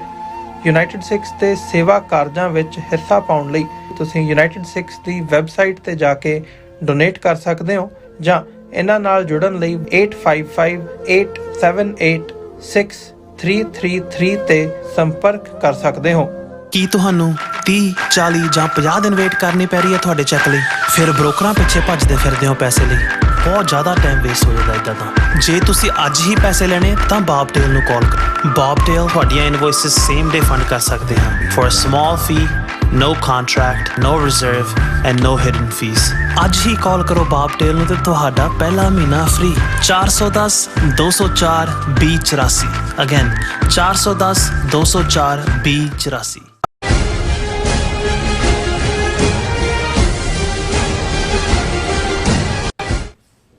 Viewers welcome back to program. So ਇਸ ਗੱਲਬਾਤ ਕਰਨ ਜਾ ਰਹੇ ਹਾਂ ਕਿ ਯੂਨਾਈਟਿਡ ਨੇਸ਼ਨਸ ਦੇ ਹਿਊਮਨ ਰਾਈਟਸ ਵਿੰਗ ਨੇ ਬੰਗਲਾਦੇਸ਼ ਸੰਬੰਧੀ ਆਪਣੀ ਰਿਪੋਰਟ ਵਿੱਚ ਕਿਹਾ ਹੈ ਕਿ ਸ਼ੇਖ ਹਸੀਨਾ ਸਰਕਾਰ ਨੇ ਰੋਜ਼ ਵਿਖਾਵੇ ਕਰਨ ਵਾਲਿਆਂ ਦੇ ਖਿਲਾਫ ਬਹੁਤ ਹਿੰਸਾ ਕੀਤੀ ਹੈ, ਜੋ ਕਿ ਮਨੁੱਖਤਾ ਦੇ ਖਿਲਾਫ ਵੱਡਾ ਕ੍ਰਾਈਮ ਹੈ। ਸੋ ਇਸ ਬਾਰੇ ਆਪਾਂ ਗੱਲਬਾਤ ਕਰਨ ਜਾ ਰਹੇ ਹਾਂ। ਸੋ ਅਸੀਂ ਚਾਹਾਂਗੇ ਕਿ ਤੁਸੀਂ ਇਸੇ ਤਰ੍ਹਾਂ ਬਣੇ ਰਹਿਣਾ, ਦੇਖਣ ਸੁਣਨ ਲਈ ਲਿਖਣ ਲਈ ਤੁਹਾਡਾ ਸਭ ਦਾ ਬਹੁਤ ਧੰਨਵਾਦ। ਜੀ ਡਾਕਟਰ ਸਾਹਿਬ ਕੀ ਕਹਿਣਾ ਚਾਹੋਗੇ? ਦੇਖੋ, ਬੰਗਲਾਦੇਸ਼ ਇਸ ਵੇਲੇ ਕਾਫੀ ਦੁਬਾਰਾ ਫੋਕਸ ਦੇ ਵਿੱਚ ਹੈ, ਕਿਉਂਕਿ ਜਿੱਥੇ ਬੰਗਲਾਦੇਸ਼, ਸ੍ਰੀਲੰਕਾ, ਇਹ ਦੋ ਐਸੇ ਨੇ ਜਿਨ੍ਹਾਂ ਨੇ ਇੰਡੀਆ ਦੇ ਚੁੰਗਲ ਚੋਂ ਨਿਕਲ ਕੇ ਆਪਣੇ ਢੰਗ ਦੇ ਨਾਲ, ਸ੍ਰੀਲੰਕਾ 'ਚ ਤਾਂ ਇਲੈਕਸ਼ਨਸ ਹੋ ਕੇ ਨਵੀਂ ਹਕੂਮਤ ਆਈ ਹੈ ਜਿਸ ਦਾ ਝੁਕਾਅ ਜਿਹੜਾ ਹੈ ਉਹ ਚਾਈਨਾ ਵੱਲ ਹੈ ਔਰ ਭਾਰਤ ਦੇ ਖਿਲਾਫ ਹੈ। ਲੇਕਿਨ ਬੰਗਲਾਦੇਸ਼ ਜਿਸ ਨੂੰ ਆਲਮੋਸਟ ਭਾਰਤ ਦਾ 30ਵਾਂ ਸੂਬਾ ਬਣਾ ਕੇ ਅਜੀਤ ਡੋਵਲ ਰਨ ਕਰ ਰਿਹਾ ਸੀ, ਜਿਸ ਤੇਜ਼ੀ ਨਾਲ ਉੱਥੇ ਤਬਦੀਲੀ ਹੋਈ, 15 ਸਾਲ ਸ਼ੇਖ ਹਸੀਨਾ ਨੂੰ ਸ਼ੈਮ ਇਲੈਕਸ਼ਨਸ ਰਾਹੀਂ ਭਾਰਤ ਨੇ ਪਾਵਰ 'ਚ ਰੱਖਿਆ, ਕਿੰਨੀ ਲੁੱਟ ਉਹਨਾਂ ਨੇ ਮਚਾਈ। ਔਰ ਉਹਦੇ ਜਦੋਂ ਤੁਸੀਂ ਫਿਗਰਸ ਦੇਖਦੇ ਹੋ, ਉਹਦੀ ਇੱਕ ਭਤੀਜੀ ਕਿ ਜੀ 1200 ਪ੍ਰਾਪਰਟੀਜ਼ ਕੱਲੀਆਂ ਯੂਕੇ ਦੇ ਵਿੱਚ ਨੇ ਜਿਹੜੀਆਂ ਵਰਥ ਬਿਲੀਅਨਸ ਆਫ ਡਾਲਰਸ ਨੇ, ਔਰ ਇਹ ਸਾਰੇ ਉਹ ਗੱਲ ਸਬੂਤਾਂ ਨਾਲ ਕਰਦੇ ਨੇ। ਮੁਹੰਮਦ ਯੂਨਸ ਨੋਬਲ ਲਾਰੀਏਟ ਜਿਹੜਾ ਇੰਟਰਿਮ ਗਵਰਨਮੈਂਟ ਦਾ ਮੇਨ ਐਡਵਾਈਜ਼ਰ ਹੈ, ਔਰ ਵੈਸੇ ਉਹਨਾਂ ਨੇ ਐਲਾਨ ਤਾਂ ਕਰ ਦਿੱਤਾ ਹੈ ਕਿ ਵੀ ਜਿਹੜਾ ਦਸੰਬਰ ਦੇ ਵਿੱਚ ਬੰਗਲਾਦੇਸ਼ ਦੇ ਇਲੈਕਸ਼ਨ ਕਮਿਸ਼ਨਰ ਨੇ ਕਿਹਾ ਵੀ ਨਵੀਆਂ ਚੋਣਾਂ ਉਹ ਕਰਵਾਉਣਗੇ। ਪਰ ਅੱਜ ਜਿਹੜਾ ਅਸੀਂ ਡਿਸਕਸ ਕਰਨਾ ਚਾਹੁੰਦੇ ਹਾਂ ਵੀ ਬੀਬੀ ਸ਼ੇਖ ਹਸੀਨਾ ਨੂੰ ਭਾਰਤ 'ਚ ਬਿਠਾ ਕੇ ਪੂਰੀ ਜਿਹੜੀ ਹੈ ਇੱਕ negative campaign Indian government run ਕਰ ਰਹੀ ਹੈ। ਹਾਲਾਂਕਿ ਸ਼ੇਖ ਹਸੀਨਾ ਨੂੰ ਵਿਦਨ ਉਹਨਾਂ ਨੇ ਵਾਰ ਕ੍ਰਾਈਮਸ ਦੇ ਲਈ ਉਹਨਾਂ ਦੇ ਕਮਿਸ਼ਨ ਨੇ ਇੰਡਾਇਕਟ ਕੀਤਾ ਹੋਇਆ, ਇੰਡੀਆ ਤੋਂ ਉਹਦੀ ਐਕਸਟ੍ਰੈਡੀਸ਼ਨ ਮੰਗੀ ਹੋਈ ਹੈ, ਇੰਟਰਪੋਲ ਨੂੰ ਸੂਚਿਤ ਕੀਤਾ ਹੋਇਆ। ਔਰ ਮੁਹੰਮਦ ਯੂਨਸ ਨੇ UN ਦੀ ਹਿਊਮਨ ਰਾਈਟਸ ਬਾਡੀ ਨੂੰ ਇਹ ਕਿਹਾ ਸੀ ਕਿ ਵੀ ਸ਼ੇਖ ਹਸੀਨਾ ਨੇ ਆਪਣੇ ਰਜੀਮ ਦੇ ਅਖੀਰਲੇ 2-3 ਹਫ਼ਤਿਆਂ 'ਚ, ਜਦੋਂ ਕਿ ਨੋਮੀਨੇਸ਼ਨ ਜਿਹੜੀ ਹੈ ਇੱਕ ਰਿਜ਼ਰਵੇਸ਼ਨ ਪਾਲਿਸੀ ਕੋਈ ਆਈ, ਸੁਪਰੀਮ ਕੋਰਟ ਦਾ ਫੈਸਲਾ ਹੋਣਾ ਸੀ ਤੇ ਸਟੂਡੈਂਟ ਬਾਹਰ ਨਿਕਲੇ ਭੜਕੇ, ਔਰ ਕਿਵੇਂ ਸ਼ੇਖ ਹਸੀਨਾ ਨੇ ਬਾਰਬੈਰਿਟੀ ਦੇ ਨਾਲ ਉਹਨਾਂ ਦੀ ਜਿਹੜੀ ਹੈ ਸਟੂਡੈਂਟਸ ਨੂੰ ਮਾਰਿਆ, ਬੱਚਿਆਂ ਨੂੰ ਮਾਰਿਆ, ਕਿੰਨਿਆਂ ਨੂੰ ਮੌਤ ਦੇ ਘਾਟ ਉਤਾਰਿਆ, ਜਿਹੜਾ ਕਿ ਇੱਕ ਬਹੁਤ ਵੱਡਾ ਕ੍ਰਾਈਮ ਕੀਤਾ ਹੈ। ਹਾਲਾਂਕਿ ਵੱਖਰੀ ਕਹਾਣੀ ਹੈ ਕਿ ਜਦੋਂ ਲੋਕ ਫਿਰ ਉਹਦੀ ਬਿਲਕੁਲ ਸੰਗੀ ਤੱਕ ਪਹੁੰਚੇ ਤੇ ਅਖੀਰਲੇ ਮਿੰਟਾਂ 'ਚ ਹੈਲੀਕਾਪਟਰ ਰਾਹੀਂ ਉਹ ਦਿੱਲੀ ਪਹੁੰਚੀ। ਕਿਸੇ ਹੋਰ ਮੁਲਕ ਨੇ ਵੀ ਉਹਨੂੰ ਨਹੀਂ ਜਰਿਆ, ਈਵਨ ਯੂਕੇ ਜਾਂ ਜਿੱਥੇ ਉਹਦੇ ਆਪਣਾ ਵੀ ਰਹਿੰਦੇ ਸੀ। ਔਰ ਫਿਰ ਬੰਗਲਾਦੇਸ਼ ਦੀ ਸਰਕਾਰ ਨੇ UN ਦੀ ਬਾਡੀ ਨੂੰ, ਹਿਊਮਨ ਰਾਈਟਸ ਬਾਡੀ ਨੂੰ ਕਿਹਾ ਕਿ ਵੀ ਤੁਸੀਂ ਜਿਹੜਾ ਕ੍ਰਾਈਮ ਅਖੀਰਲੇ ਦਿਨਾਂ 'ਚ ਹੋਏ ਨੇ, ਜਦੋਂ ਕਿ ਪਾਵਰ ਨੂੰ ਕਲਿੰਗ ਕਰਨ ਦੇ ਲਈ ਸ਼ੇਖ ਹਸੀਨਾ ਨੇ ਕਿ ਉਹਨੂੰ ਇਨਵੈਸਟੀਗੇਟ ਕਰੋ। ਔਰ ਉਹ ਰਿਪੋਰਟ ਜਿਹੜੀ ਹੈ ਉਹ ਦੇ ਦਿੱਤੀ ਹੈ ਹਿਊਮਨ ਰਾਈਟਸ ਕਮੇਟੀ ਨੇ। BBC ਦੀ ਖਬਰ ਨੂੰ ਹੀ ਮੈਂ ਆਧਾਰ ਬਣਾਇਆ ਡਿਸਕਸ ਕਰਨ ਦਾ, ਔਰ ਇਹਦਾ ਹੈਡਲਾਈਨ ਹੀ ਹੈ BBC ਖਬਰ ਦਾ, crackdown on Bangladesh protest may be crime against humanity, UN says। So ਜੋ ਇੰਟਰਮ ਗਵਰਨਮੈਂਟ ਕਹਿ ਰਹੀ ਸੀ ਉਹਦੇ ਤੇ ਸਟੈਂਪ ਲਾ ਦਿੱਤੀ ਹੈ। ਅੱਛਾ, ਆਲਰੇਡੀ ਉਹਨਾਂ ਨੇ ਜੈਨੋਸਾਈਡ ਦੇ ਜਿਹੜਾ ਕੇਸ ਉਹ ਤੇ ਰਜਿਸਟਰ ਕੀਤਾ, ਔਰ ਇਸ ਰਿਪੋਰਟ ਦੇ ਵਿੱਚ ਉਹਨਾਂ ਨੇ ਕਿਹਾ ਕਿ ਸ਼ੇਖ ਹਸੀਨਾ ਔਰ ਉਹਦੀ ਗਵਰਨਮੈਂਟ ਨੇ ਤਾਕਤ ਨੂੰ ਚੰਬੜੇ ਰਹਿਣ ਦੇ ਲਈ ਸਿਸਟੇਮੈਟਿਕ ਡੈਡਲੀ ਵਾਇਲੈਂਸ ਪ੍ਰੋਟੈਸਟਰਸ ਦੇ ਖਿਲਾਫ ਕੀਤੀ, ਜਿਹੜੀ ਕ੍ਰਾਈਮਸ ਅਗੇਂਸਟ ਹਿਊਮੈਨਿਟੀ ਹੈ, ਇਨਸਾਨੀਅਤ। ਸੋ ਮਤਲਬ ਹੁਣ ਉਸ ਕੈਟਾਗਰੀ 'ਚ ਆ ਗਏ ਜਿਹਦੇ ਥੱਲੇ ਇੱਕ ਇੰਟਰਨੈਸ਼ਨਲ ਕ੍ਰਾਈਮ ਦੇ ਤੌਰ ਦੇ ਉੱਤੇ ਇਹ UN ਹਿਊਮਨ ਰਾਈਟਸ ਇਨਵੈਸਟੀਗੇਸ਼ਨ ਨੇ ਕਿਹਾ ਕਿ ਵੀ ਬਰੂਟਲ ਰਿਸਪੌਂਸ ਦਿੱਤਾ ਉਹਨੇ, ਔਰ ਉਸ ਰਿਸਪੌਂਸ ਦੇ ਵਿੱਚ 1400 ਲੋਕ ਜਿਹੜੇ ਨੇ ਉਹ ਮਾਰ ਦਿੱਤੇ ਗਏ, ਜਿਹੜੇ ਪ੍ਰੋਟੈਸਟਰ ਸੀ ਉਹਦੇ ਰਜੀਮ ਦੇ ਖਿਲਾਫ ਪ੍ਰੋਟੈਸਟ ਕਰ ਰਹੇ ਸੀ। ਔਰ ਇਹਨੂੰ ਆਫੀਸ਼ੀਅਲ ਪਾਲਿਸੀ ਦੇ ਤੌਰ ਦੇ ਉੱਤੇ ਇਹ ਕਿਲਿੰਗਸ ਕੀਤੀਆਂ ਗਈਆਂ ਤਾਂ ਕਿ ਐਂਟੀ ਗਵਰਨਮੈਂਟ ਪ੍ਰੋਟੈਸਟ ਨੂੰ ਦਬਾਇਆ ਜਾਏ। 15 ਸਾਲ ਤੋਂ ਜਿਹੜੀ ਹੈ ਉਹ ਪਾਵਰ ਨੂੰ ਚੰਬੜੀ ਹੋਈ ਸੀ, ਔਰ ਜਦੋਂ ਹੀ ਫਿਰ ਲੋਕ ਬਿਲਕੁਲ ਬਾਹਰ ਬਿਲਕੁਲ ਬੇਸਬਰੇ ਹੋ ਗਏ, ਫਿਰ ਉਹ ਹੈਲੀਕਾਪਟਰ ਦੇ ਵਿੱਚ ਉੱਥੋਂ ਦੌੜੀ। ਔਰ UN ਇਨਵੈਸਟੀਗੇਟਰਸ ਦੀ ਫਾਈਂਡਿੰਗ ਦੇ ਵਿੱਚ ਇਹ ਕਿਹਾ ਗਿਆ ਕਿ ਗਵਰਨਮੈਂਟ ਜਿਹਦੇ 'ਚ ਸ਼ੇਖ ਹਸੀਨਾ, ਉਹਨਾਂ ਨੂੰ ਇਹ ਪਤਾ ਸੀ ਕਿ ਉਹ ਸੀਰੀਅਸ ਆਫੈਂਸਿਸ ਦੇ ਵਿੱਚ ਇਨਵੋਲਵ ਹੋ ਰਹੇ ਨੇ, ਔਰ ਉਹਨਾਂ ਨੇ ਕਿਹਾ ਕਿ ਵੀ ਜਿਹੜੀਆਂ ਸਾਡੀਆਂ ਕੀ ਫਾਈਂਡਿੰਗ ਸੀ ਉਹਨਾਂ ਦੇ ਵਿੱਚ ਰੀਜ਼ਨੇਬਲ ਗਰਾਊਂਡ ਸੀ ਕਿ ਆਫੀਸ਼ੀਅਲ ਜਿਹੜੇ ਨੇ ਉਹਨਾਂ ਦੀ ਗਵਰਨਮੈਂਟ ਦੇ ਸਿਕਿਉਰਿਟੀ ਔਰ ਇੰਟੈਲੀਜੈਂਸ ਐਪਰੇਟਸ, ਉਹਨਾਂ ਨੇ ਵਾਇਲੈਂਟ ਐਲੀਮੈਂਟਸ ਜਿਹੜੇ ਐਂਟੀ ਸੋਸ਼ਲ ਸੀ ਉਹਨਾਂ ਨੂੰ ਵੀ ਹਾਇਰ ਕੀਤਾ, ਜਿਹੜੇ ਇਹਨਾਂ ਦੀ ਰੂਲਿੰਗ ਪਾਰਟੀ ਨਾਲ ਸੰਬੰਧਿਤ ਸੀ, ਔਰ ਉਹਨਾਂ ਨੇ ਸੀਰੀਅਸ ਔਰ ਸਿਸਟਮੈਟਿਕ ਹਿਊਮਨ ਰਾਈਟ ਵਾਇਲੇਸ਼ਨ ਕੀਤੀਆਂ, ਜਿਨ੍ਹਾਂ ਦੇ ਵਿੱਚ ਉਹਨਾਂ ਨੇ ਜਦੋਂ ਚਿਲਡਰਨ ਟੂ ਵਰ ਟਾਰਗੇਟਡ, ਬੱਚਿਆਂ ਨੂੰ ਵੀ ਨਿਸ਼ਾਨਾ ਬਣਾਇਆ ਗਿਆ। ਦਾ report estimates up to 13% of the 1400 people killed between July 1st and August 15 were children। ਯਾਨੀ 45 ਦਿਨਾਂ ਦੇ ਵਿੱਚ 1400 ਬੰਦਾ ਜਿਹੜਾ ਮਾਰਿਆ ਗਿਆ, ਉਹਨਾਂ ਚੋਂ 13% ਜਿਹੜੇ ਨੇ ਉਹ ਬੱਚੇ ਸੀ। The brutal response was a calculated and well coordinated strategy by the former government to hold on to power in the face of mass opposition। ਕਿ ਜਨਤਾ ਵਿਦਰੋਹ ਦੇ ਰਸਤੇ ਤੇ ਸੀ, ਪਰ ਇਹਨਾਂ ਨੇ ਸਿਸਟੇਮੈਟਿਕ ਢੰਗ ਦੇ ਨਾਲ 1400 ਬੰਦੇ ਜਿਹੜੇ ਨੇ, ਜਿਨ੍ਹਾਂ 'ਚ 13% ਬੱਚੇ ਸੀ, ਉਹਨਾਂ ਨੂੰ ਮਾਰ ਮੁਕਾਇਆ। ਸੋ ਇਸ ਰਿਪੋਰਟ ਨੂੰ ਮੁਹੰਮਦ ਯੂਨਸ ਨੇ ਵੀ ਵੈਲਕਮ ਕੀਤਾ, ਔਰ ਇਸ ਤੋਂ ਅਸੀਂ ਇਹ ਦੇਖ ਸਕਦੇ ਹਾਂ ਕਿ ਅਲਟੀਮੇਟਲੀ ਇਹ ਆਪਣੇ ਆਪ ਨੂੰ, ਆਪਣੇ ਪਿਓ ਨੂੰ ਬੰਗ ਬੰਧੂ, ਕਿੰਨੀਆਂ ਛੁੱਟੀਆਂ ਆਪਣੇ ਟੱਬਰ ਦੇ ਨਾਂ ਦੇ ਉੱਤੇ ਸਰਕਾਰੀ ਬਣਾ ਕੇ, ਜਾਇਦਾਦ ਲੁੱਟ ਕੇ, ਔਰ ਕਿਸ ਲੈਵਲ ਤੇ, ਔਰ ਉਹਨੂੰ ਹੁਣ ਇੰਡੀਆ 'ਚ ਰੱਖ ਕੇ ਸ਼ੇਖ ਹਸੀਨਾ ਨੂੰ ਅਗੇਨ ਇਸ ਬੰਗਲਾਦੇਸ਼ ਸਰਕਾਰ ਦਾ ਤਖਤਾ ਪਲਟਣ ਦੇ ਲਈ ਇੰਡੀਅਨਸ ਅੱਡੀ ਚੋਟੀ ਦਾ ਜ਼ੋਰ ਲਾ ਰਹੇ ਨੇ, ਔਰ ਇਹ ਕਹਿਣ ਦੀ ਕੋਸ਼ਿਸ਼ ਕਰ ਰਹੇ ਨੇ ਜੀ ਉੱਥੇ ਹਿੰਦੂਆਂ ਦੇ ਉੱਤੇ ਹਮਲੇ ਹੋ ਰਹੇ ਨੇ, ਉੱਥੇ ਫਲਾਣਾ ਹੋ ਰਿਹਾ, ਢਿਮਕਾ ਹੋ ਰਿਹਾ। ਪਰ ਯੂਨਾਈਟਿਡ ਨੇਸ਼ਨਸ ਬਾਡੀ ਦੀ ਇਸ ਰਿਪੋਰਟ ਤੋਂ ਬਾਅਦ ਸ਼ੇਖ ਹਸੀਨਾ ਜਿਹੜੀ ਹੈ ਉਹ ਉਸ ਟ੍ਰਾਇਲ 'ਚ ਜਾਏਗੀ। ਬੰਗਲਾਦੇਸ਼ ਤਾਂ ਉਹ ਇਨ ਐਬਸੈਂਸ਼ੀਆ ਉਹਨੂੰ ਸਜ਼ਾਏ ਮੌਤ ਦੇ ਦੇਣਗੇ, ਪਰ ਅਲਟੀਮੇਟਲੀ ਇਹ ਇੰਟਰਨੈਸ਼ਨਲੀ ਵੀ ਕਿਤੇ ਮੂੰਹ ਦਿਖਾਉਣ ਜੋਗੀ ਨਹੀਂ ਹੋਏਗੀ, ਕਿਉਂਕਿ ਇਸੇ ਨੂੰ ਹੀ ਜੇ ਬੰਗਲਾਦੇਸ਼ ਸਰਕਾਰ ਇਸ ਰਿਪੋਰਟ ਨੂੰ ਆਧਾਰ ਬਣਾ ਕੇ ਇੰਟਰਨੈਸ਼ਨਲ ਕ੍ਰਿਮੀਨਲ ਕੋਰਟ 'ਚ ਜਾਏ ਤਾਂ ਉਹਦੀ ਕਨਵਿਕਸ਼ਨ ਸਰਟਨ ਹੋਏਗੀ। ਜੀ ਡਾਕਟਰ ਸਾਹਿਬ, ਤੁਹਾਡਾ ਬਹੁਤ ਬਹੁਤ ਧੰਨਵਾਦ। ਸੋ ਥੱਲੇ ਬ੍ਰੇਕ ਵਿਊਅਰਸ, ਤੁਸੀਂ ਕਿਤੇ ਨਹੀਂ ਜਾਣਾ, ਮਿਲਦੇ ਹਾਂ ਆਫਟਰ ਦਿਸ ਸ਼ਾਰਟ ਬ੍ਰੇਕ।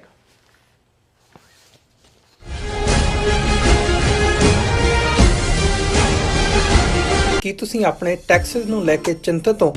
ਤੁਸੀਂ ਆਪਣੀ ਕਮਾਈ ਲਈ ਮਿਹਨਤ ਕਰਦੇ ਹੋ, ਭਾਵੇਂ ਤੁਸੀਂ ਨੌਕਰੀ ਵਿੱਚ ਹੋਵੋ ਜਾਂ ਆਪਣਾ ਬਿਜ਼ਨਸ ਚਲਾਉਂਦੇ ਹੋ। ਜਦੋਂ ਟੈਕਸ ਭਰਨ ਦਾ ਸਮਾਂ ਆਉਂਦਾ ਤਾਂ ਤੁਹਾਨੂੰ ਇੱਕ ਭਰੋਸੇਯੋਗ ਟੈਕਸ ਅਕਾਊਂਟੈਂਟ ਦੀ ਲੋੜ ਹੈ, ਜੋ ਟੈਕਸ ਬੈਲੈਂਸ ਦਾ ਤੁਹਾਡੇ ਪੱਖ ਵਿੱਚ ਜਾਣਾ ਯਕੀਨੀ ਬਣਾਵੇ। ਸਿਆਟਲ ਦੀ ਜਾਣੀ ਪਹਿਚਾਣੀ company accurate accountants and taxes ਤੁਹਾਡੀ ਸੇਵਾ ਵਿੱਚ ਹਾਜ਼ਰ ਹੈ। ਅਸੀਂ ਹਰ ਤਰ੍ਹਾਂ ਦੇ ਟੈਕਸ ਭਰਨ ਵਿੱਚ ਤੁਹਾਡੀ ਮਦਦ ਕਰਾਂਗੇ। ਟੈਕਸ ਸੰਬੰਧੀ ਕਿਸੇ ਵੀ ਤਰ੍ਹਾਂ ਦੇ ਸਵਾਲ ਲਈ ਅੱਜ ਹੀ ਸਾਡੇ ਤੱਕ ਪਹੁੰਚ ਕਰੋ। Accurate accountants and Texas. Signature truck service route 81 ਉੱਤੇ ਐਗਜ਼ਿਟ 235 ਤੇ ਟਰੱਕਰ ਵੀਰਾਂ ਲਈ 24 ਘੰਟੇ ਰੋਡ ਸਰਵਿਸ ਦੀ ਸੁਵਿਧਾ ਮੌਜੂਦ। Heavy duty repair, oil change, ਪੁਰਾਣੇ ਅਤੇ ਨਵੇਂ tyre, computer diagnostic, DPF cleaning, brake service ਜਾਂ ਰਸਤੇ ਵਿੱਚ ਆਈ ਹਰ ਤਰ੍ਹਾਂ ਦੀ ਰਿਪੇਅਰ ਪ੍ਰੋਫੈਸ਼ਨਲ ਟੀਮ ਵੱਲੋਂ ਕੀਤੀ ਜਾਂਦੀ ਹੈ। ਬ੍ਰੇਕਫਾਸਟ, ਲੰਚ ਅਤੇ ਡਿਨਰ ਲਈ ਪੰਜਾਬੀ ਢਾਬੇ ਦਾ ਆਨੰਦ ਵੀ ਮਾਣੋ। ਡਰਾਈਵਰ ਅਤੇ ਟਰੱਕ ਆਪਰੇਟਰ ਵੀਰ ਡਿਸਪੈਚ ਦੀ ਸਰਵਿਸ ਲਈ ਸਾਡੇ ਨਾਲ ਸੰਪਰਕ ਕਰਨ। Signature truck service 58 triangle drive, Weyers Cave, Virginia 24486।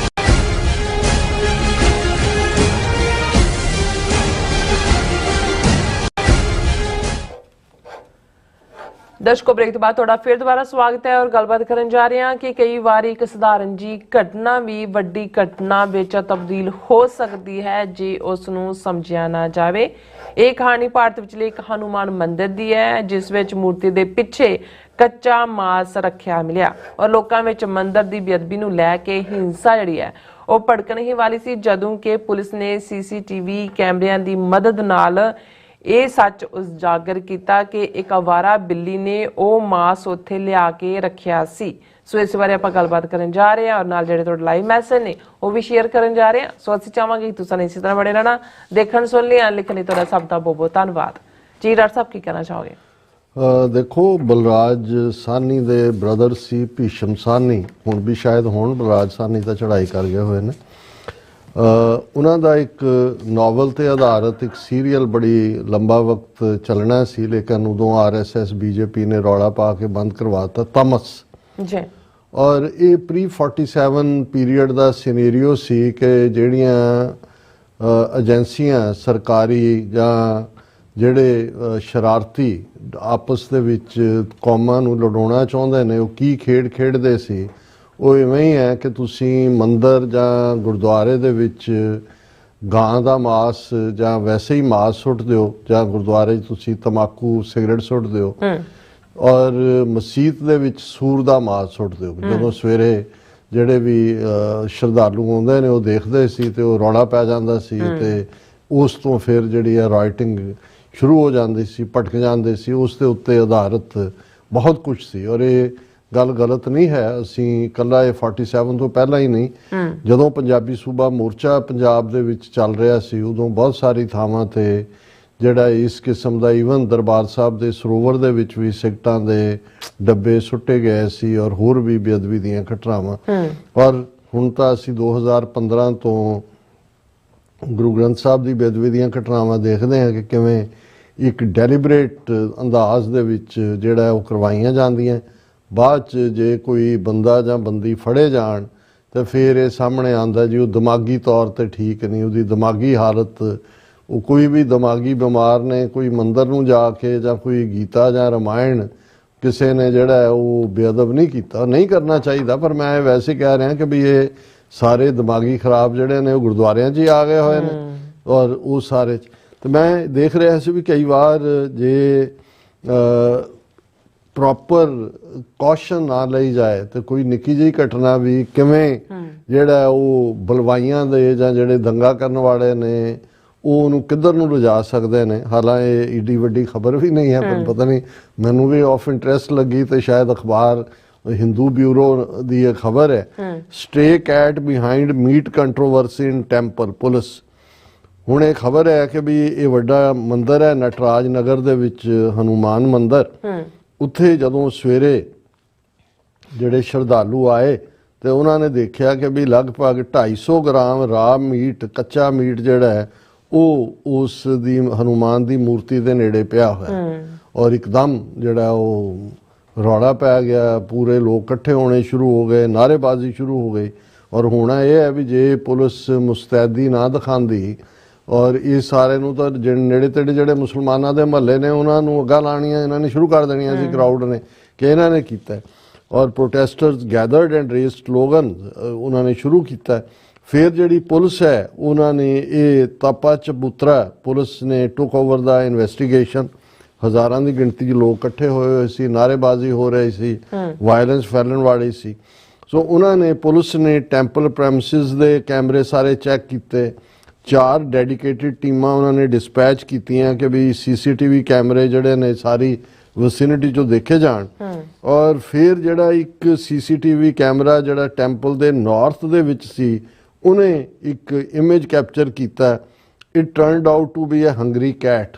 ਇੱਕ ਭੁੱਖੀ ਬਿੱਲੀ ਜਿਹੜੀ ਹੈ ਉਹ ਤੁਰੀ ਆਉਂਦੀ ਹੈ, ਉਹਦੇ ਮੂੰਹ ਦੇ ਵਿੱਚ ਜਿਹੜੀ grainy footage showed a small shadowy figure trotting across the temple grounds with a lump of meat clenched firmly in its mouth. ਕਿ ਉਹਦੇ ਮੂੰਹ ਦੇ ਵਿੱਚ ਜਿਹੜਾ ਉਹ ਮਾਸ ਹੈਗਾ ਔਰ ਉਹ ਤੁਰੀ ਆਉਂਦੀ ਹੈ।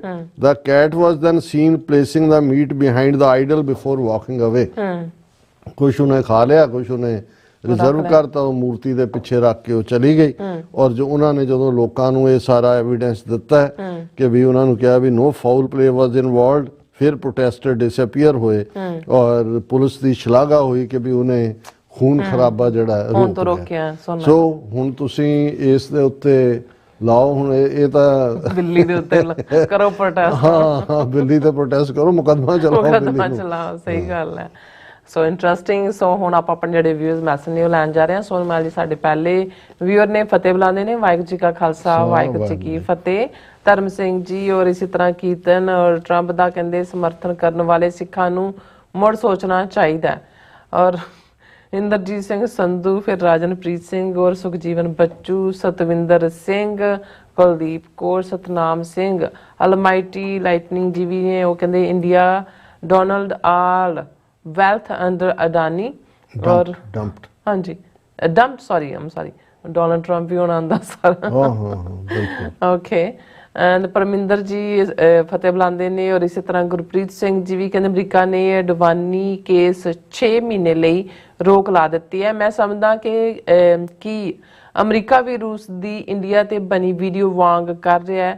ਅਮਰੀਕਾ ਕਦੇ ਭਾਰਤ ਦੇ ਪੱਖ ਵਿੱਚ ਗੱਲ ਕਰਨ ਲੱਗਦਾ, ਕਦੇ ਸਿੱਖਾਂ ਦੇ ਪੱਖ ਵਿੱਚ। ਟਰੰਪ ਤੇ ਮੋਦੀ ਦਾ ਅਸਰ ਹੋ ਗਿਆ ਲੱਗਦਾ।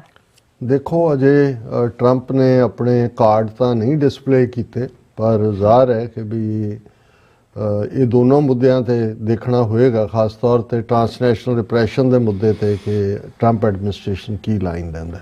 ਬਿਲਕੁਲ। ਔਰ ਸਿੰਗਰਚਾ ਜੀ ਵੀ, ਟੋਚਾ ਸਿੰਘ ਜੀ ਵੀ, ਹਰਦੀਪ ਸਿੰਘ ਜੀ ਵੀ, ਸਨਕੋ ਜੀ ਵੀ, ਔਰ ਇਸੇ ਤਰ੍ਹਾਂ ਸਤਨਾਮ ਸਿੰਘ ਜੀ, ਰਿਸ਼ੀ ਭਰਦਵਾਜ ਜੀ ਆਏ ਨੇ। ਭਾਰਦਵਾਜ ਸਾਹਿਬ ਇਹ ਫਰਮਾਉਂਦੇ ਨੇ ਕਿ ਜੀ ਇਹ ਜਿਹੜਾ ਤੁਸੀਂ ਕਿਹਾ ਨਿਜ ਬਲ ਸੇ ਲੈ ਹੈ, ਮੈਂ ਬਿਲਕੁਲ ਇਹਦੇ ਨਾਲ ਸਹਿਮਤ ਹਾਂ।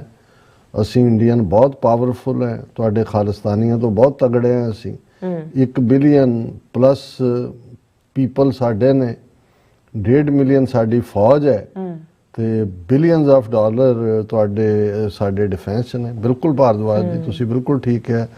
ਤੁਸੀਂ ਉਸ ਹਾਥੀ ਵਾਂਗ ਹੋ ਜਿਹਨੂੰ ਇੱਕ ਕੀੜੀ ਉਹਦੇ ਨੱਕ 'ਚ ਵੜ ਕੇ ਹਾਥੀ ਨੂੰ ਪੁੱਠਾ ਸੁੱਟ ਦਿੰਦੀ ਹੈ। ਸੋ ਹੁਣ ਇੰਤਜ਼ਾਰ ਕਰੋ ਹਾਥੀ ਦੇ ਪੁੱਠਾ ਹੋਣ ਦਾ। ਬਿਲਕੁਲ। ਹਰਜੋਤ ਮਾਲ ਜੀ ਔਰ ਇਸ ਤਰ੍ਹਾਂ ਜਗਦੀਪ ਸਿੰਘ ਜੀ ਔਰ ਮੇਰੇ ਖਿਆਲ ਜਵਾਬ ਦਿੰਦੇ ਨੇ ਇਹਨਾਂ ਨੂੰ, ਕਹਿੰਦੇ ਨੇ ਕਿ Rishi Bhardwaj lions are king of the jungle not because their population is 90%। ਔਰ ਫਿਰ ਇਸ ਤਰ੍ਹਾਂ all about truth and Sikhism. ਫਿਰ ਪਲਵਿੰਦਰ ਸਿੰਘ ਜੀ ਇਹ ਸਾਨੂੰ ਫਤਿਹ ਬੁਲਾਉਂਦੇ ਨੇ। ਔਰ ਫਿਰ ਇਸ ਤਰ੍ਹਾਂ ਅਮਰ ਸਿੰਘ ਖਾਲਸਾ ਜੀ, ਨੂਪਾ ਜੀ। ਔਰ ਇਹ ਨੂਪਾ ਜੀ ਕਹਿੰਦੇ ਨੇ ਕਿ ਅਮਰੀਕਾ ਹੁਣ ਜਿਹੜਾ ਪਲਵਿੰਦਰ ਸਿੰਘ ਹੋਰਾਂ ਨੇ ਦੇਵਨਾਗਰੀ ਲਿਖੀ ਹੈ। ਹਾਂਜੀ ਡਾਕਟਰ ਸਾਹਿਬ ਔਰ ਨੀਲਮ ਔਰ ਆਪ ਦੋਨੋਂ ਕੋ ਨਮਸਤੇ, ਬਹੁਤ ਸ਼ੁਕਰੀਆ, ਬਹੁਤ ਮਿਹਰਬਾਨੀ। ਅਨੂਪਾ ਜੀ ਕਹਿੰਦੇ ਅਮਰੀਕਾ ਹੁਣ ਅਮਰੀਕਾ ਨਹੀਂ ਰਿਹਾ, ਉਹ ਹਿਊਮਨ ਰਾਈਟਸ ਵਾਲਾ ਟਾਈਮ ਸੋਵੀਅਤ ਯੂਨੀਅਨ ਨਾਲ ਹੀ ਖਤਮ ਹੋ ਗਿਆ। ਜਦੋਂ ਘਰ ਦਾ ਮੌਤਵਾਰ ਰਿਸ਼ਤੇਦਾਰ ਬਣ ਜਾਏ ਤੇ ਉਸ ਘਰ ਦੀ ਤਾਕਤ ਖਤਮ ਹੋਈ ਸਮਝੋ। ਸੋ CIA ਜਿਹੜਾ ਚੀਫ ਵੀ ਹੈ ਰਸ਼ੀਆ ਦਾ ਲਾ ਲਓ ਹੁਣ। ਭਾਜੀ ਤੁਸੀਂ ਬਿਲਕੁਲ ਠੀਕ ਕਿਹਾ। ਮੈਂ ਜਦੋਂ ਪਹਿਲੀ ਵਾਰ ਇਹਨਾਂ ਦੀ FBI ਦੀ ਟੀਮ ਵੇ ਬੈਕ 92 ਤੋਂ ਪਹਿਲਾਂ ਦੀ ਗੱਲ ਹੈ, ਉਹਦੇ 'ਚ ਆਏ ਤਾਂ ਮੈਂ ਉਹਨਾਂ ਨੂੰ ਕਿਹਾ ਕਿ ਜੀ ਅਸੀਂ ਤਾਂ ਤੁਹਾਡੇ ਮੁਲਕ ਆਏ ਕਿ ਵੀ ਤੁਸੀਂ ਚੈਂਪੀਅਨ ਹੋ ਹਿਊਮਨ ਰਾਈਟਸ ਦੇ। ਹਾਲਾਂਕਿ ਬਿਲਕੁਲ 91 ਤੋਂ ਜਦੋਂ 89 ਤੱਕ ਪਹੁੰਚਦੇ ਹਾਂ ਸੋਵੀਅਤ ਯੂਨੀਅਨ ਟੁੱਟ ਗਿਆ ਸੀ, 15 ਟੁਕੜੇ ਹੋ ਗਏ ਸੀ, ਪਰ ਅਜੇ ਉਹ ਪਾਲਿਸੀ ਇੰਟੈਕਟ ਸੀ।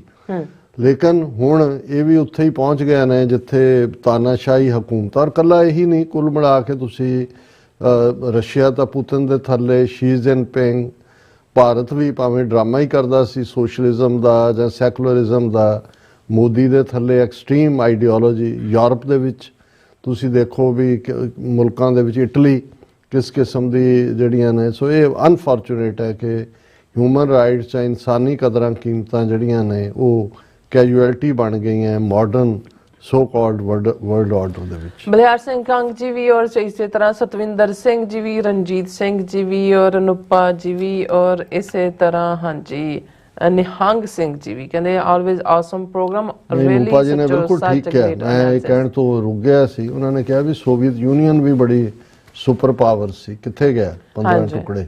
ਬਿਲਕੁਲ ਇਸੇ ਤਰ੍ਹਾਂ ਨਿਹੰਗ ਸਿੰਘ ਬਹੁਤ ਹਾਂਜੀ ਨਿਹੰਗ ਸਿੰਘ ਜੀ ਸ਼ੁਕਰੀਆ ਹਾਂਜੀ ਔਰ ਨੂਪਾ ਜੀ ਵੀ ਹਾਂਜੀ ਰਿਸ਼ੀ ਭਾਰਦਵਾਜ ਨੂੰ ਕਹਿੰਦੇ ਦੁਨੀਆ ਵਿੱਚ ਕੋਈ ਵੀ ਸਲਤਨਤ ਹਮੇਸ਼ਾ ਕਾਇਮ ਨਹੀਂ ਰਹਿ ਸਕਦੀ, ਇਹ ਕੁਦਰਤ ਦਾ ਕਹਿੰਦੇ ਨਿਯਮ ਹੈ, ਇਸ ਨੂੰ ਕੋਈ ਬਦਲ ਨਹੀਂ ਸਕਦਾ। ਬਿਲਕੁਲ ਠੀਕ ਫਰਮਾਇਆ। ਪਰਨੀਤ ਸੇਠੀ ਵਲੋਗ ਜੀ ਵੀ ਕਹਿੰਦੇ ਨੇ ਸਾਨੂੰ ਤਰਨਤਾਰਨ ਦੇਖ ਰਹੇ ਨੇ ਔਰ ਖਾਲਸਾ ਰਾਜ ਜ਼ਿੰਦਾਬਾਦ ਕਹਿੰਦੇ ਨੇ। ਹਾਂਜੀ ਜ਼ਿੰਦਾਬਾਦ ਜ਼ਿੰਦਾਬਾਦ। ਔਰ ਗੁਰਜੀਤ ਸਿੰਘ ਜੀ ਵੀ ਕਹਿੰਦੇ ਡਾਕਟਰ ਸਾਹਿਬ ਭੈਣ ਨੀਲਮ ਕੌਰ ਜੀ ਇਹ ਦੱਸੋ ਮੋਦੀ ਦੀ ਕਲਾਸ ਕਿਸ ਤਰ੍ਹਾਂ ਲੱਗੇ, ਟਰੰਪ ਸਾਹਿਬ ਲਾਉਣਗੇ ਭਾਈ ਨਿੱਜਰ ਦੇ ਕਤਲ ਬਾਰੇ ਕੋਈ ਗੱਲ ਹੋਵੇ।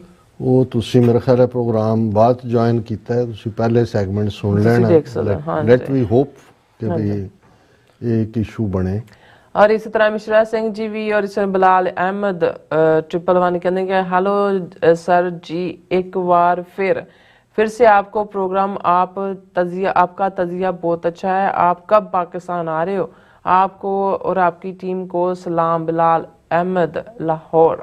बिलाल अहमद साहब बहुत बहुत शुक्रिया। ਜਦੋਂ ਹੀ ਰੱਬ ਨੇ ਚਾਹਿਆ ਬਹੁਤ ਜ਼ਿਆਦਾ ਡਿਜ਼ਾਇਰ ਹੈ ਤੁਹਾਡੇ ਸਭ ਵੀਰਾਂ ਨੂੰ ਮਿਲਣ ਦੀ, ਗੁਰੂ ਦੀ ਚਰਨ ਛੋਹ ਦੀ, और ਤੁਹਾਨੂੰ ਜ਼ਰੂਰ ਇਨਫੋਰਮ ਕਰਾਂਗੇ ਜਦੋਂ ਪ੍ਰੋਗਰਾਮ ਬਣਦਾ ਹੈ। ਹਾਂਜੀ ਫਿਰ ਕਹਿੰਦੇ ਖਾਲਸਾ ਜ਼ਿੰਦਾਬਾਦ, ਹਿੰਦੂ जो मर्जी कर ले, इंडिया एक दिन जरूर टूटेगा। कुफर की हुकूमत तो रह सकती है पर जालिम की नहीं। बिल्कुल ठीक फरमाया हजरत अली उन्होंने कहा। हाँ जी। और इसी तरह रंगरेटा ऑफिशियल भी खालसा जिंदाबाद कहते ने। शुकर सिंह जी भी फतेह परवान देख देख फतेह कहते भारत माता का खलारा पैन ही वाला है। सब का बहुत बहुत शुक्रिया। सो इस तरह अपने व्यूअर्स को लेने इजाजत। व्यूअर्स सारे प्रोग्राम का समा इत्थे मुकदा। तुसीं अपनी राय ते सुझाव सानू भेजना ना भुलना साडे इस पते ते SOS@tvrefu.tv ते असीं अपना प्रोग्राम लैके फिर दोबारा तुहाडे सन्मुख होवांगे। तद तक लई मैनू ते अपना सुना गया दो देखते रहो TV रेफो। बुला दिओ फतेह। वाहिगुरू जी का खालसा वाहिगुरू जी की फतेह। रब राखा।